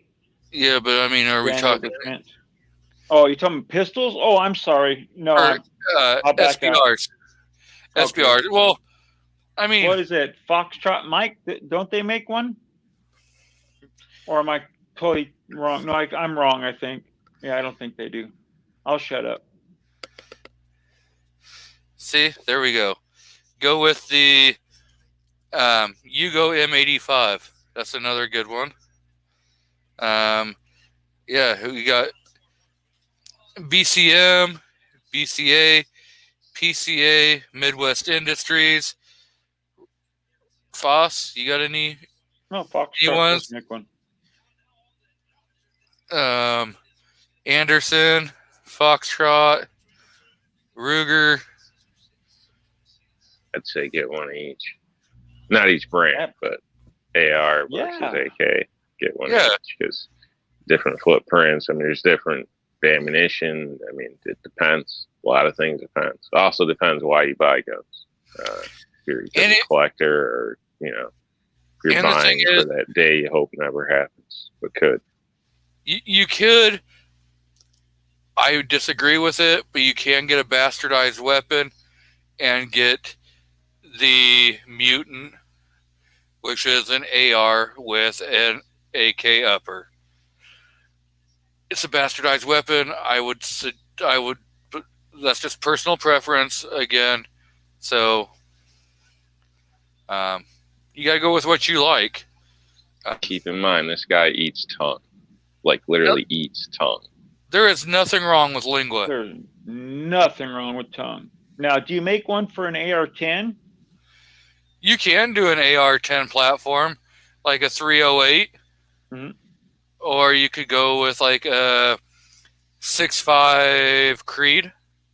Yeah, it's the same lower, basically. Yeah, you're running the AR-10 lower, and then just depending upon what kind of length of barrel you want for your upper and what caliber upper you want. That's all your difference with the SBR short barrel rifle. No, I meant for his stand. I'm sorry. Oh. Outcast stand. Do they make one for the AR-10? I don't. I believe it would work with the AR model, but it hasn't been tested. So Yeah, because your AR-10 would be a little wider of a magazine well. yeah, wider would be fine. It's the same thing with like 9 to 40 to 45 on the magazine. It's like in some cases it'll still fit on there just fine. Trying to see Should. if I have an AR-10 Just like the maker. 12 gauge sitting on it. Yeah. That's So- wider. You know what I'm saying? Tread. Yes, there are AKs that are chambered in 5.56 that have been around for a long time. But your AK-74 is your 5.45. No, I don't. Sorry. Thought I did. Well, I know it may not look aesthetically right, but I do believe it would actually set there. So, I mean, I could make one that's, possibly a little bigger if there was more than one person requesting. Okay, Gotcha. there you go. That is a girl after every firearm dude's like heart right there. I have 7 spam cans of 7.62 by 39, but I'm wanting to expand my toys. Can never have enough. Absolutely. Dude, she's not real. She's not real. Knock it off, Mike. Actually, Ting Ting comes over from the Flying Ricks channel. That's where I met Ting Ting. I was over on Flying Ricks. Ooh, so I guess I missed a tread question. Oh. He says, is there a reason the AR stand don't level out the gun? Is there a reason to tilt the barrel down? That depends on the weight. With all the ones I've done and demoed here, they all kind of level out. Same thing with another photo I was just about to send you, but decided not to, with the Ruger PC. But depending on how you have the setup, obviously the weight could tip one way or the other, I guess the slightest. So, because it doesn't actually lock into the firearm, it places there. So, I did have them initially tight enough to lock into the magazine well, but then I was concerned with wear and tear. People might complain, which I know would make no sense because wood's softer than metal. But I ran this through a bunch of people. People don't want anything hard on their firearms, so in some cases, so it just seemed to be the way to go. So depending on what you have, it should, hang fairly level. That was the initial design. So some of Foss's there, I'm not sure if that was 20-inch barrel he had there or whatnot. That's what it looked like. I'm not sure, but it seemed to dip a little bit. Ozzy's, the picture he showed me, that's probably the most I've seen it. So that's why it seemed a little concerning. And I asked if he had an issue with his. So, but I can't guarantee level. It depends on your weight, but it shouldn't be off. That makes a lot of sense. Yeah. Actually, and again, when you build them, you're testing on a certain, like barrel length and everything. And then again, because of you being in New York, you can't have all the bells and whistles that free states can have. So, if you're putting 4 grips out at the front end, you're adding more weight, and depending upon what your muzzle brake weight is and stuff like that. So, and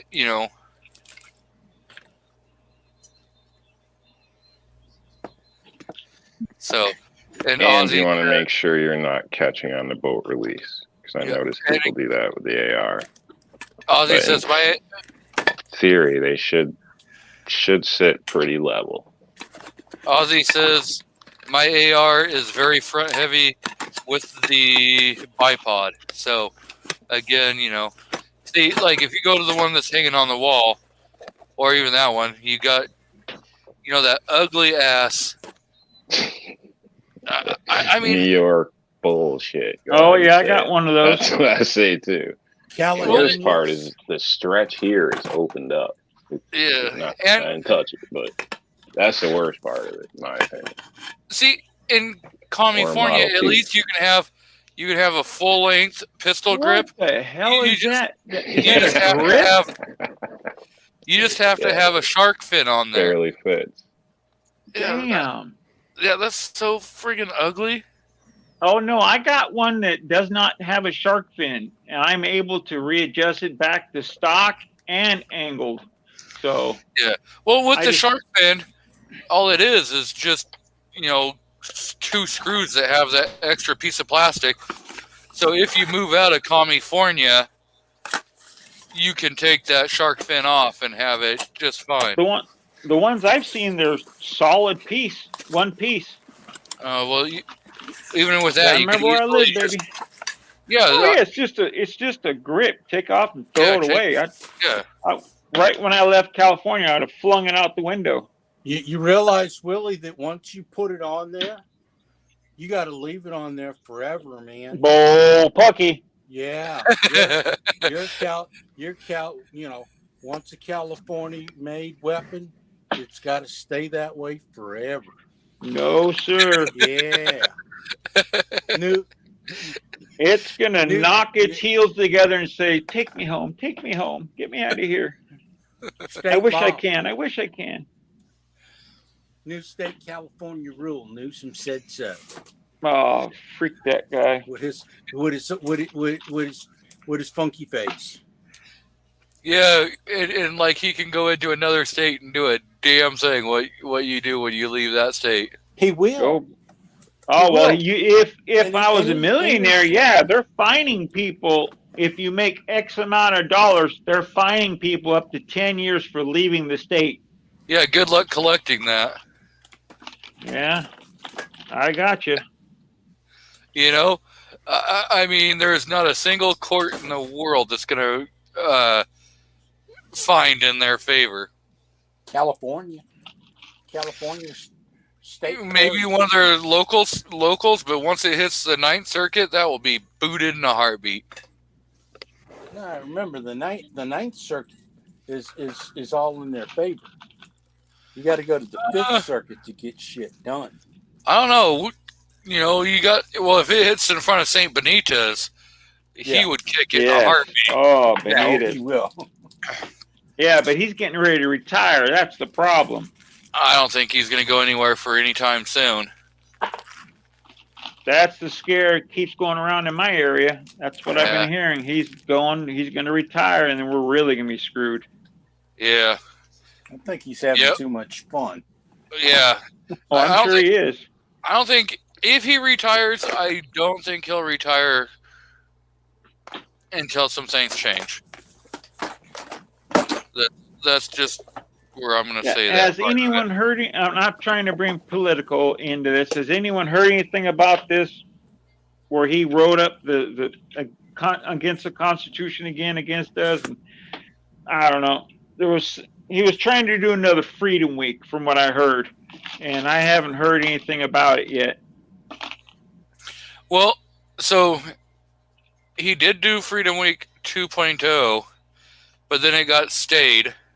Mm-hmm. And I'm not sure if, like, when there is an expiration on when that stay. But I think it's like next year. If the 9th hasn't picked up the case and actually started hearing it by then, the stay goes away, and then Freedom Week would happen.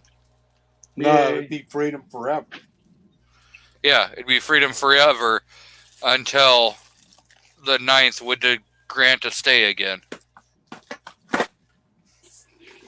That would be nice. Back in the mid 80s, when you could buy 30-round mags or 17-round mags, no problem. Oh yeah, the good old days.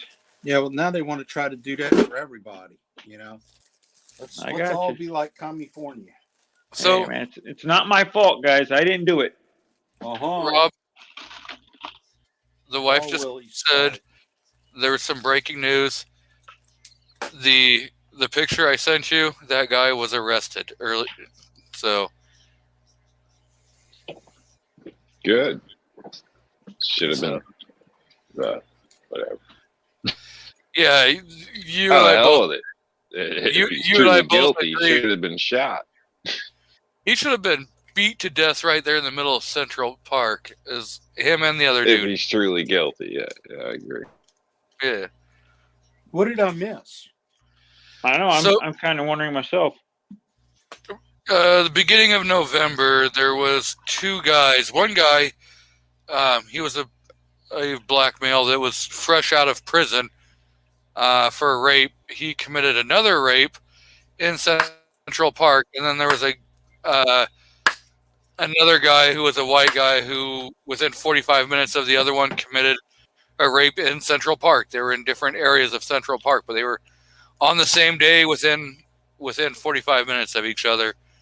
And I was harassing Rob, saying that the guy kind of looked like him.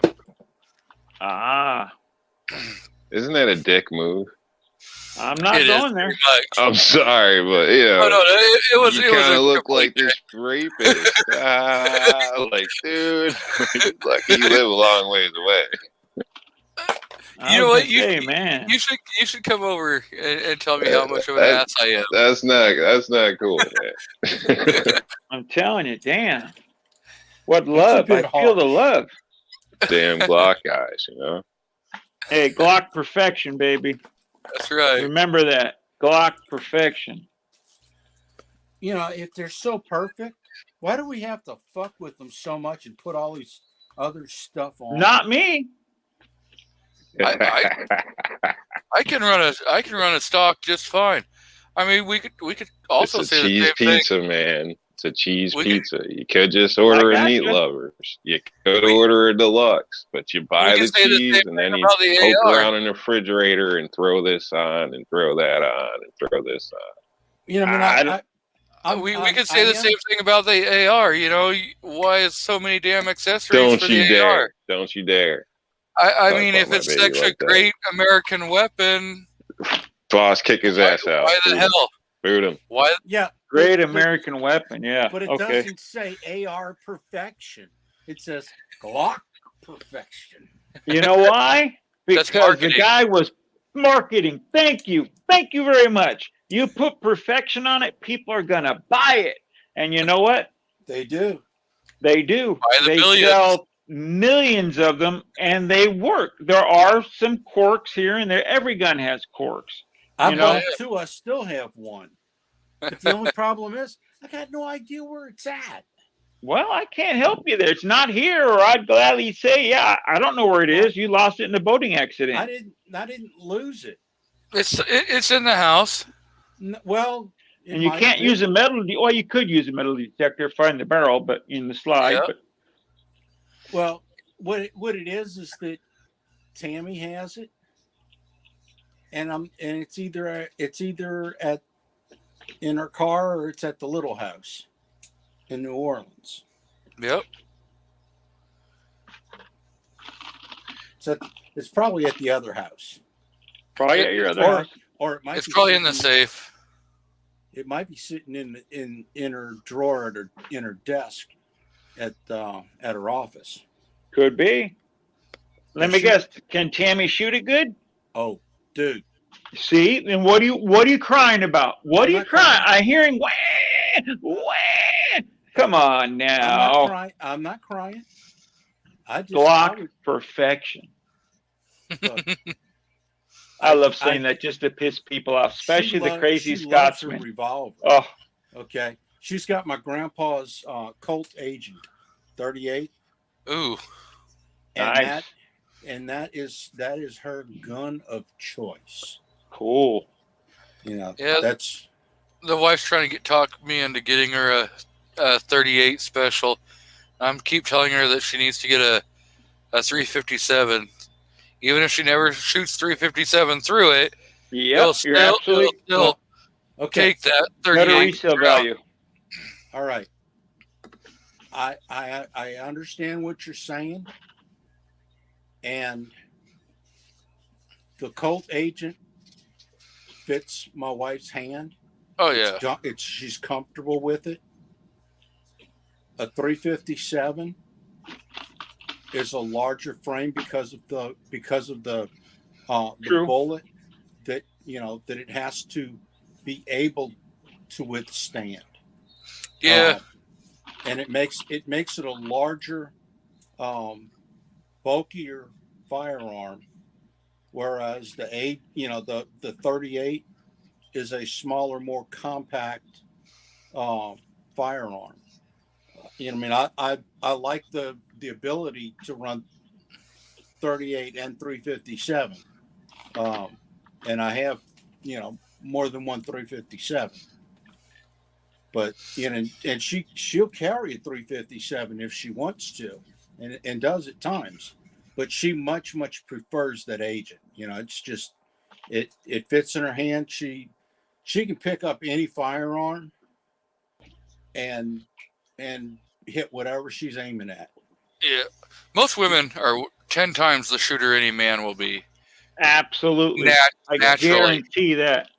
Yeah. I much prefer instructing a lady than a man any day. Because they're not cocky. Oh, I'm the best at this. I know what the hell I'm doing. Where Or- the woman's actually going to listen to the instructor, is going to pick it up right, and who's calmer. They're calmer shooters. And I've seen They're- more they're women also- out shoot men.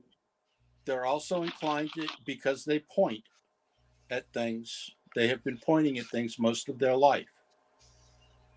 And they point at things to tell people All what our to do, damn mistakes. Exactly. I was going to say they're it's- pointing at Outcast saying, don't date him. Don't date his ass. No, I mean it's just a natural thing that He was in the army. that ladies do, is they point at objects, and they naturally have the ability with the hand-eye coordination to point. And she has got point shooting down pat. The only gun that she got hurt by my Contender. She bought me a Contender in 223 many years ago as a birthday present, and she shot it, and it hurt her hand. Oh, that's too bad. It hurt my hand. That sucker was it was just I don't know what it is, but with the full powered 223 round, it's just it's a little hand cannon, and it's just not tame. My wife has fired off my Judge in both the 45 Colt and the 410 shotgun shells out of that thing. Mm-hmm. And, you know, she can handle it. Judges are fun. Our girlfriend has one. What? No, I can't have one.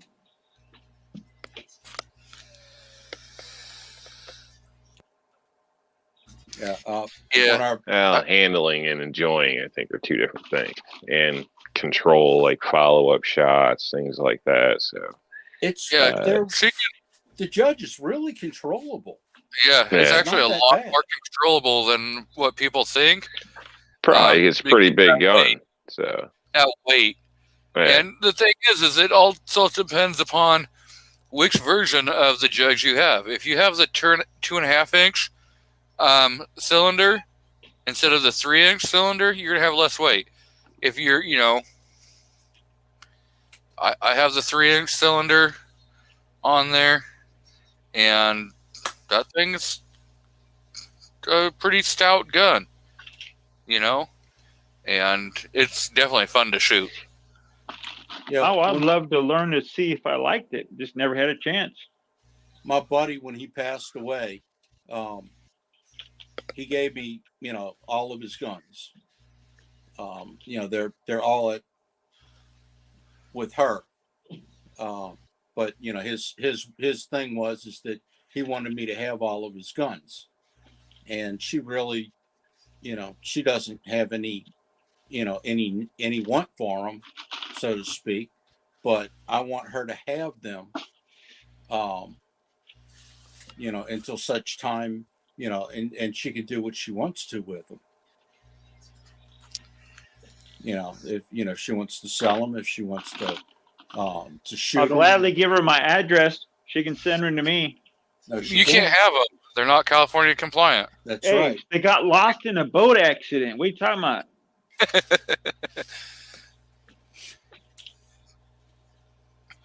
But that was his thing. They lived 4 or 5 houses off of the Mississippi River, and there was a big problem with hogs and coyotes. Oh hell yeah! And he was afraid. Our friend was afraid that that the coyotes were going to come over and were going to attack the dogs. And they would. So, and so what he would do is when he would go out with the dogs at night, he'd take the Judge with him. And I got him some of those the critical defense Winchesters. Yeah. Yep. I have Yep. some of those. Those suckers are nasty. I have different kinds of them. Now they make, I think, 3 different kinds of the Winchester Defender line.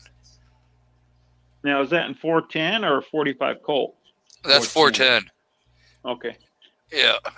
Yeah. And those things are screaming like 1,400 feet per second. Yeah. And it's ball and discs. Yeah. Is the ones I had got him. Yep. But there's some, you know, I mean, they'll do some nasty damage, and they pattern great. I would think, you know, I was thinking that, you know, okay, you're going to get a little bit outside of the barrel, and you're going to start flopping all over the place. But you know, at like 30 yards, they're still holding a pretty damn good pattern. Yep. I have some Remington game loads and some dove shot in 410, and you know those pattern nice and tight also coming out of that Judge. So, and the one thing nice with the Judge is you can alternate your rounds, so you can have buckshot, you know, Defender. You could have 45 Colt. You could run rock salt through there. You know, Just a little bit. of Rock everything. salts are made to scare kids away from your property. guarantee you get hit with It it. works. Yeah. Oh, believe me, I got shot in my right ass cheek stealing cherries from my father. I know all about it. He had to dig that rock salt out. That shit burns. Imagine if it hit the front half of you instead of the back Oh. half. Oh, dear Lord. I was a fat kid. I would have been all right. I was a butterball. So I mean, if you think about if you got peppered in the front half, you're not going to be happy. oh no. You It's life. peppered anywhere with it, you ain't gonna be happy. Oh, I wasn't happy, but I still got him his cherries.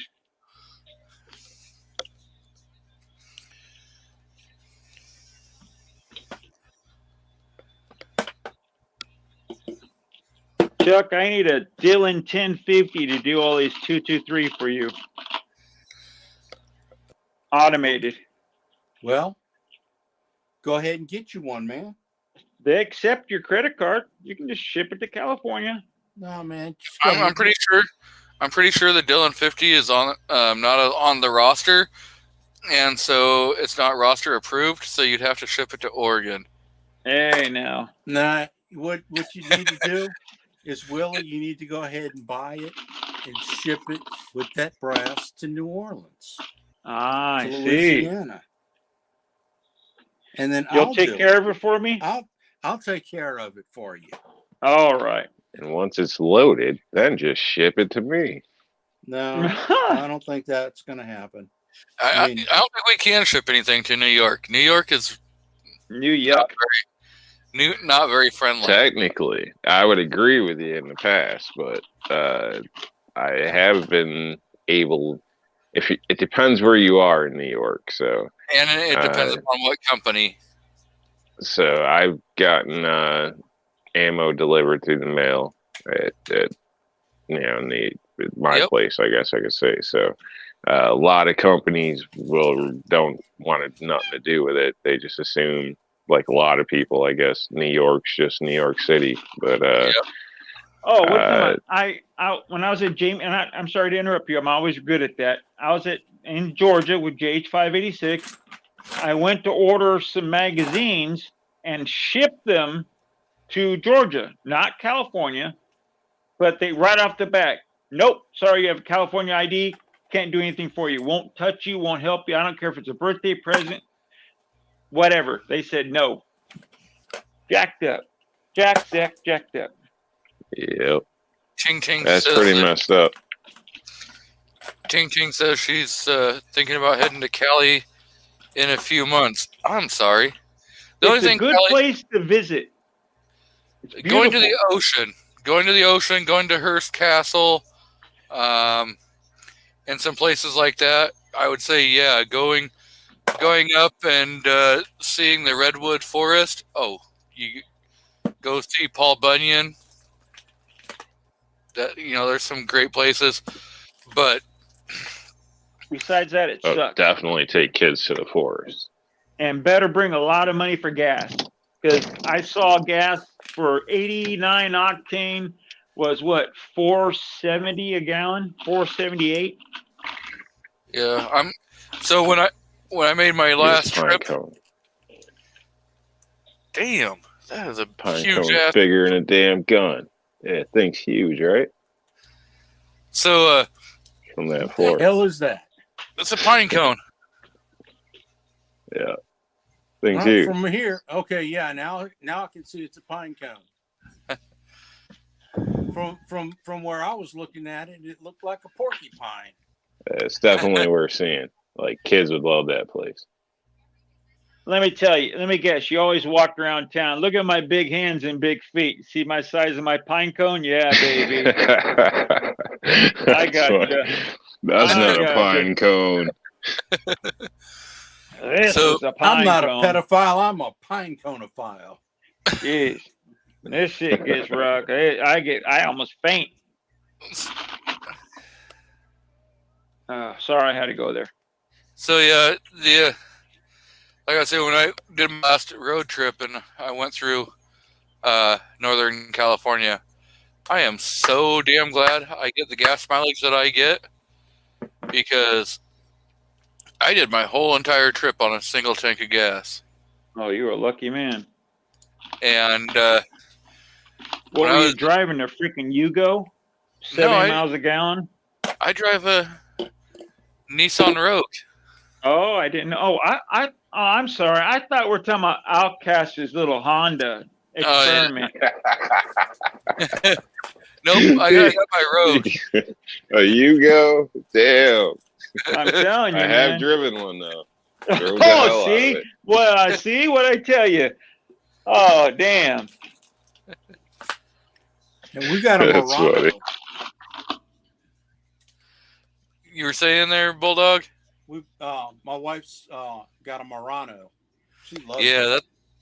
that thing gets what? I think 4 miles to the gallon less than the Rogue does.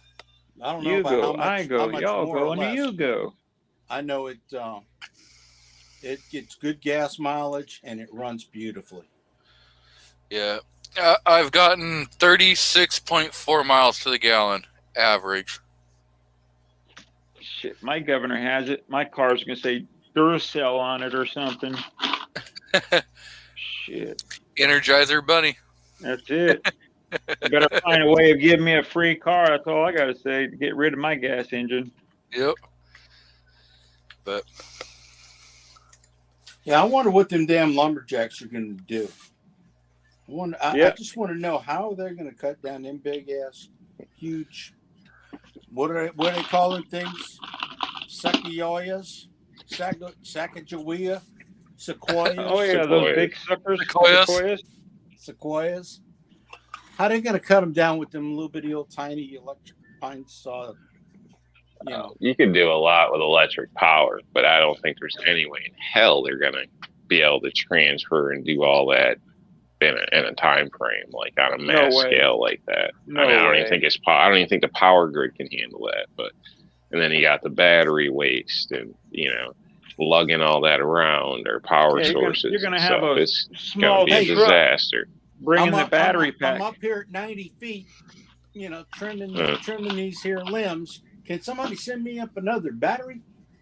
It's Yeah, that's the gonna whole happen. thing's crazy. I think as far as that unreal. And then about the car, they better give me a free car, because that piece of shit will be dead in 5 years. And guess Oh, what? yeah. It'll still say it's got a full charge though, but it'll probably get around the block.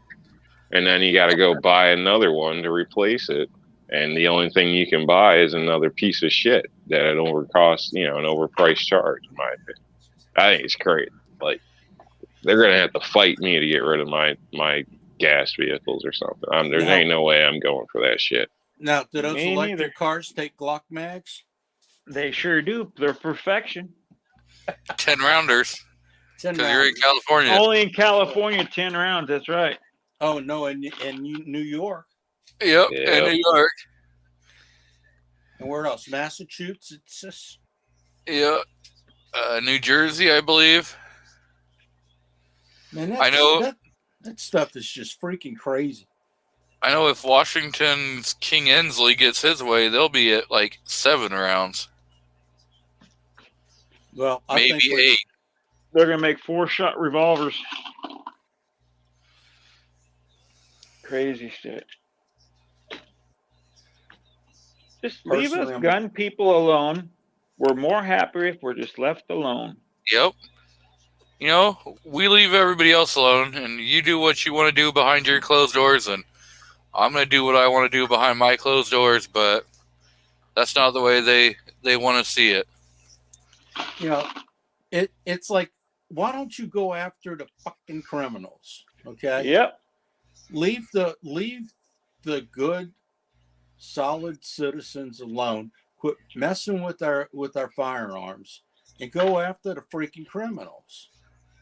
Okay. You know what? In revenue. You You can know make what? all of the laws you want, and ain't gonna stop the freaking criminals. Nope. They're going to steal everything they still want. The war on drugs. How's that going? Yep. The thing Drugs is won.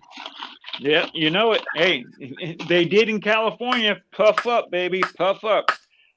Most states are that way now. Telling But, you right now, uh, you want I to get guess rich? money and buy- control when you look Buy- at it. I mean, Buy a it- weed store. One of those. Yeah, but the thing is you can't have a bank account. No. No, because marijuana Oh is yeah, still everything's federally, cash. It's a cash business. Yeah. it's still federally illegal, and so banks will not accept and give you a bank account, and so you have to actually pay your taxes in cash. And weed.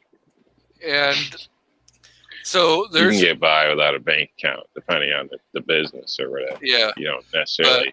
In some cases, it might be smarter and more financially beneficial to you yeah. to do it that way. So still legal. It's just yeah. there's less paperwork you have to go through or pull things out of this account or whatever in some cases. And how So- do you know that? Huh? Yeah, Mr. Entrepreneur.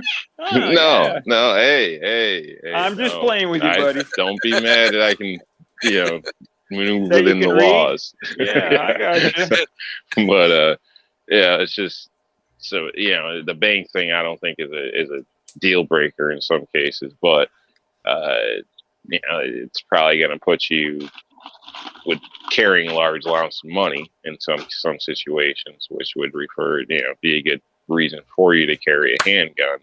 But if you're in that business, that's probably SMG. not going to happen. So Better a lot have of the- armored a lot of vehicles. those stores, when they pay their taxes and stuff, like I know in California and stuff, they have special companies that are armed, just like going through like Brinks or whatever, but Brinks won't offer that or anything because they have federal contracts. So they have like private security that goes and picks up the money and goes and pays your taxes for you. Damn, Chuck, I should get a job there. I think I'm qualified to work for that company, even with one leg. There you go. It Yep. shocks me how scared people are with money nowadays. I mean, I realize things can happen, but if you're not stupid, nobody ever knows. I mean, there's Yep. people making deposits from almost every store you pass. In some cases, obviously, larger stores do have a truck come in or this or that, but I mean, I don't know. It's one of them things. I guess people say like, oh, I'd be scared to carry that much cash. Like, yeah, you're talking like maybe $500 or something, and it's like, I don't know. Even living in a bad area, I mean, Yep. Look that at many McDo- people look at the aren't willing to McDonald's. fight for what they have, or I mean, So- We got another All right. California in the chat. We got Mr. Calaveras 32 special, and I How you doing? missed Mario 11 Bravo Grunt was in here. Mario Not sure if came he's on? still here. I saw him on Uncle Jim's chat earlier. I don't know if it's Jim's chat's over or not. Maybe I Mario think just it- popped over. Yeah, he was in here earlier, and then we were BSing, and I saw him, but I spaced off saying hey to him. That was a while ago, but yep. So we've been going at this for a little over 4 hours. Have you really? Oh my goodness. I was way late. Yeah, we're 4 hours and three minutes into this. Damn, I showed up way late. Yeah. Yeah, well, you were studying for your Yep. for your I was dream. studying to be an altar boy. No, don't touch me. Yes, Father, but don't touch me. Don't touch me like that. I may like it. That's right. Yeah, okay. Now, wait a minute. touch Yes, me Father, over there. Father, don't touch me, but I will sue you for $1.5 million when I'm 10. Yeah. And hang on. And I hate to say this. Have you guys been seeing the commercials now? If your child has been touched by someone improperly, please call us so we can sue the shit out of that church. I'm just like, oh my God. That must be a California thing because I have not seen those commercials. Oh, I'm gonna record it. I'm telling you. I You walked down, should. I asked my wife, I said, have you seen this commercial? She says, yeah, they're showing it all the time. I'm like, holy crap. Yes, please sue this church for I mean, touching I your see son the inappropriately. I see the ones all the time for if you take this certain drug, Oh, or yeah. or if you were Oh, in the wait a military, minute. Better yet, or if you're in the were military. Yep. Yeah. Oh, yeah. If you've gotten sick or you've died, call this number. Yep. Okay. Yep, I died. I'm gonna call it. Hi, y'all. Call and get your $22. Yep, That's right. I'm dead. I'm calling y'all from heaven. No, no, wait a minute. No, this is purgatory. I'm just not anywhere. That's only the guys in the Navy go there. No, that's the Guidon. That's where they get their coffee. Oh, I gotcha. I love every branch. I count everyone's man and green. Woman, man, it don't matter. You're all green. You're not white, black, yellow. It don't matter. You're just green. You're just a military lever. That's right. You're no longer a person. You're just a digit. You're a digit lever. You have no rights anymore. You're not an American citizen. You signed a piece of paper at 17 and took an oath. What the hell you think you're an American citizen? I couldn't do it at 17. My daddy wouldn't sign the papers. Otherwise, I'd have been a Marine helicopter pilot. I'd have been a warrant officer. Dang it. Yep. No, that one's junk. I'm not going to break a decapping pin. My daddy said, "Nope, son.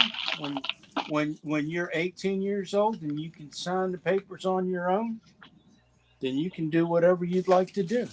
Chuck, my mom walked right in. Take him now, please, take him. Mr. Willie, you want to talk about your program, your channel before we get out of here? My stuff is dumb, guys. If you want to watch it, I'll help any new shooter, caster, reloader, anything I can help you with. Get a hold of me. You know, you can get a hold of G23. You can give out my information. I'm glad to help anyone out. But I'm not going to advise you anything out of a book. I'm not going to risk your life or my life, you know. So that's pretty much it, guys. Definitely refer to books, you know, and you can always ask. You know, say, hey, you know, I'm not 100% sure what this means. Can you explain that to me? Sure. You know, and if I don't know it, I can find someone who might know it and can bring you that way, like Bulldog or CW Longshot. I love CW Longshot. That man, he's the bomb. He has forgotten more about casting than I'll ever know about casting and molds. Walter Bunning is another. Yeah, Walter is another longtime caster. I've been reloading for 35 years, roughly, almost 40 years now. But casting, maybe 5, right around there. You know, It's fun. Yep, Mr. Rob D. You want to give any closing plugs, shout outs, anything like that? Yeah, just say thanks for having me. Obviously, check out one another respectfully in the crowd there. Obviously, whoever's on the panel here, everybody that joined, I should say. And basically, that's about it. Have a great evening. Thank you, sir. Mr. And we Bulldog. are taking collections for a new car for Rob D. Yes, a new electric car with a 9-volt battery. Yes, sir. Wait a minute here. 9-volt alkaline battery. I think he deserves a lithium ion. Okay. A 9-volt lithium. Nope. A Duracell. DeWalt. There you go. DeWalt battery. Mr. Bulldog, you want to tell everybody about your channel and?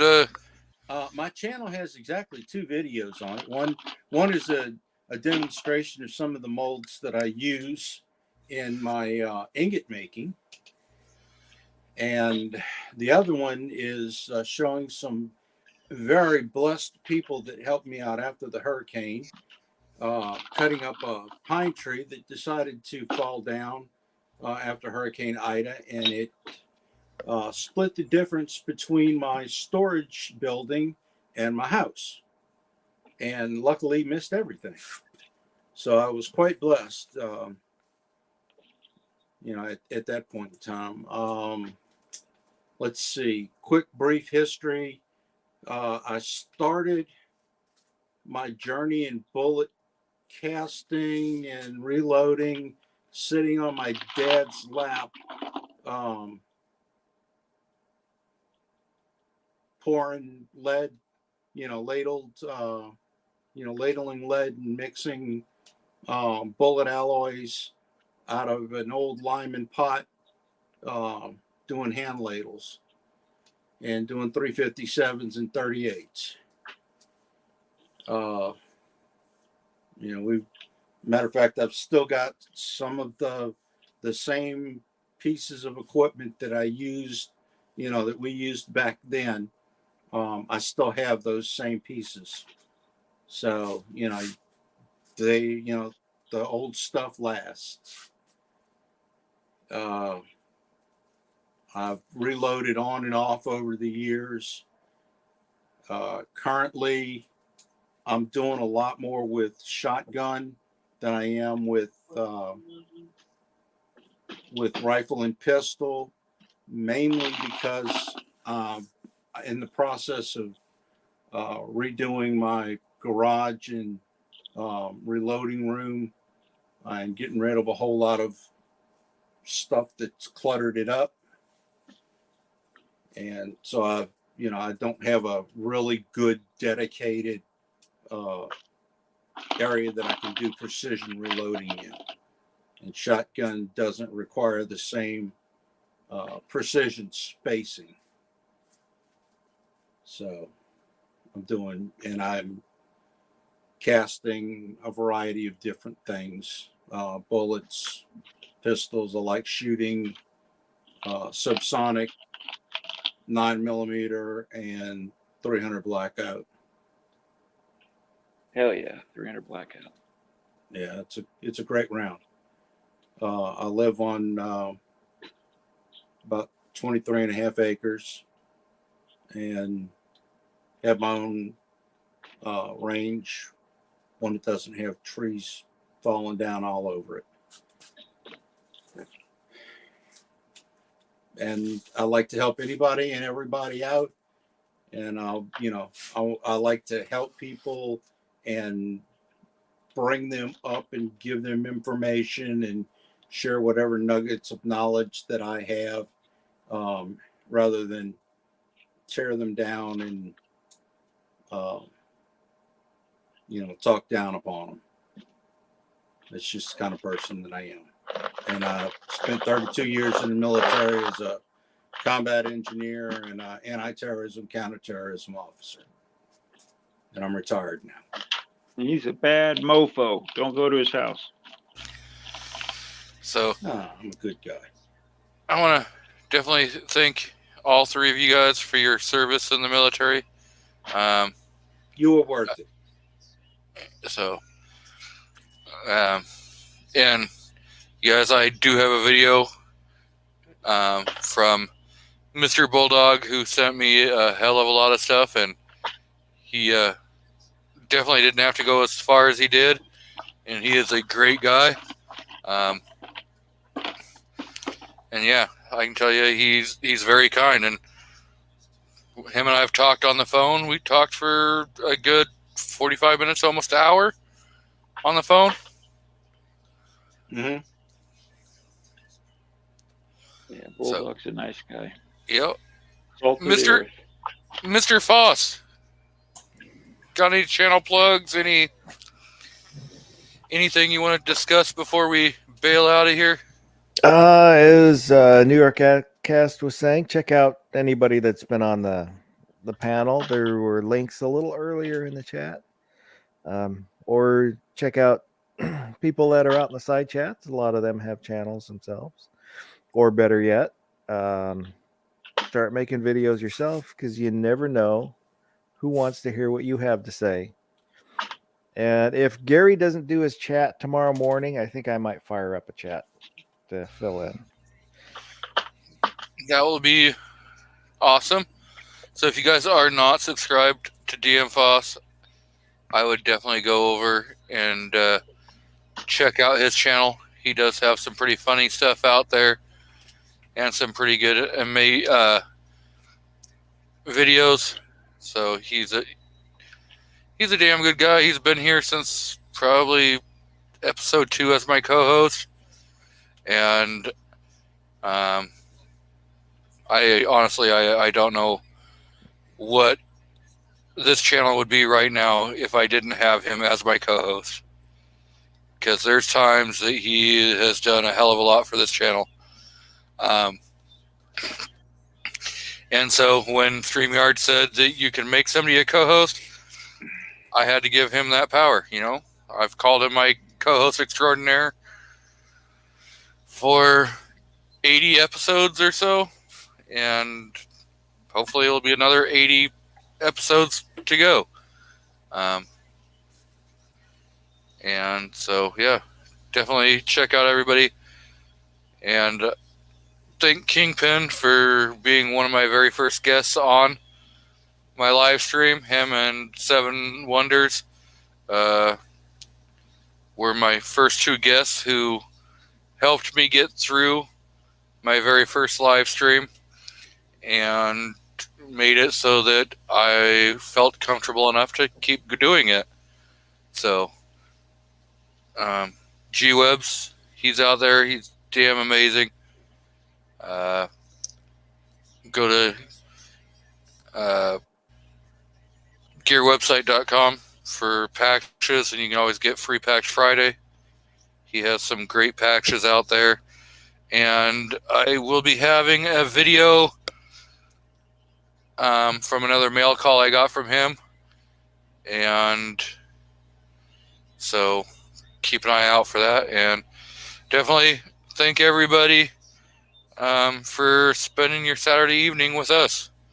G23, could I say something real quick? Yes, sir.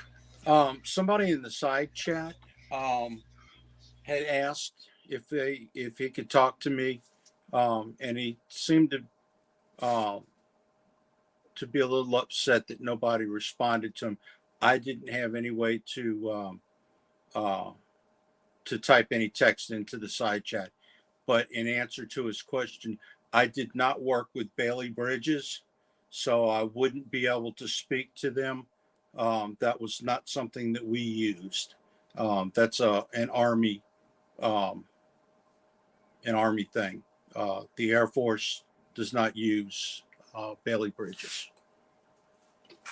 But sorry, mandatory carry. I did not see that comment.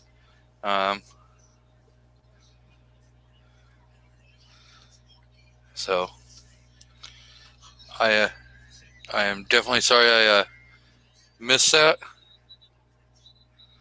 So, but much love and and thanks to to everybody on the side chat. I'm sorry I couldn't. Absolutely. I just don't have any way of typing into the side chat right now, or I would have typed my own response. Yep. Thanks for having me, guys. I really appreciate it. You're all welcome. You're all welcome back. I am going to play the outro, and we are going to be out of here. So it's another outro designed by the co-host extraordinaire.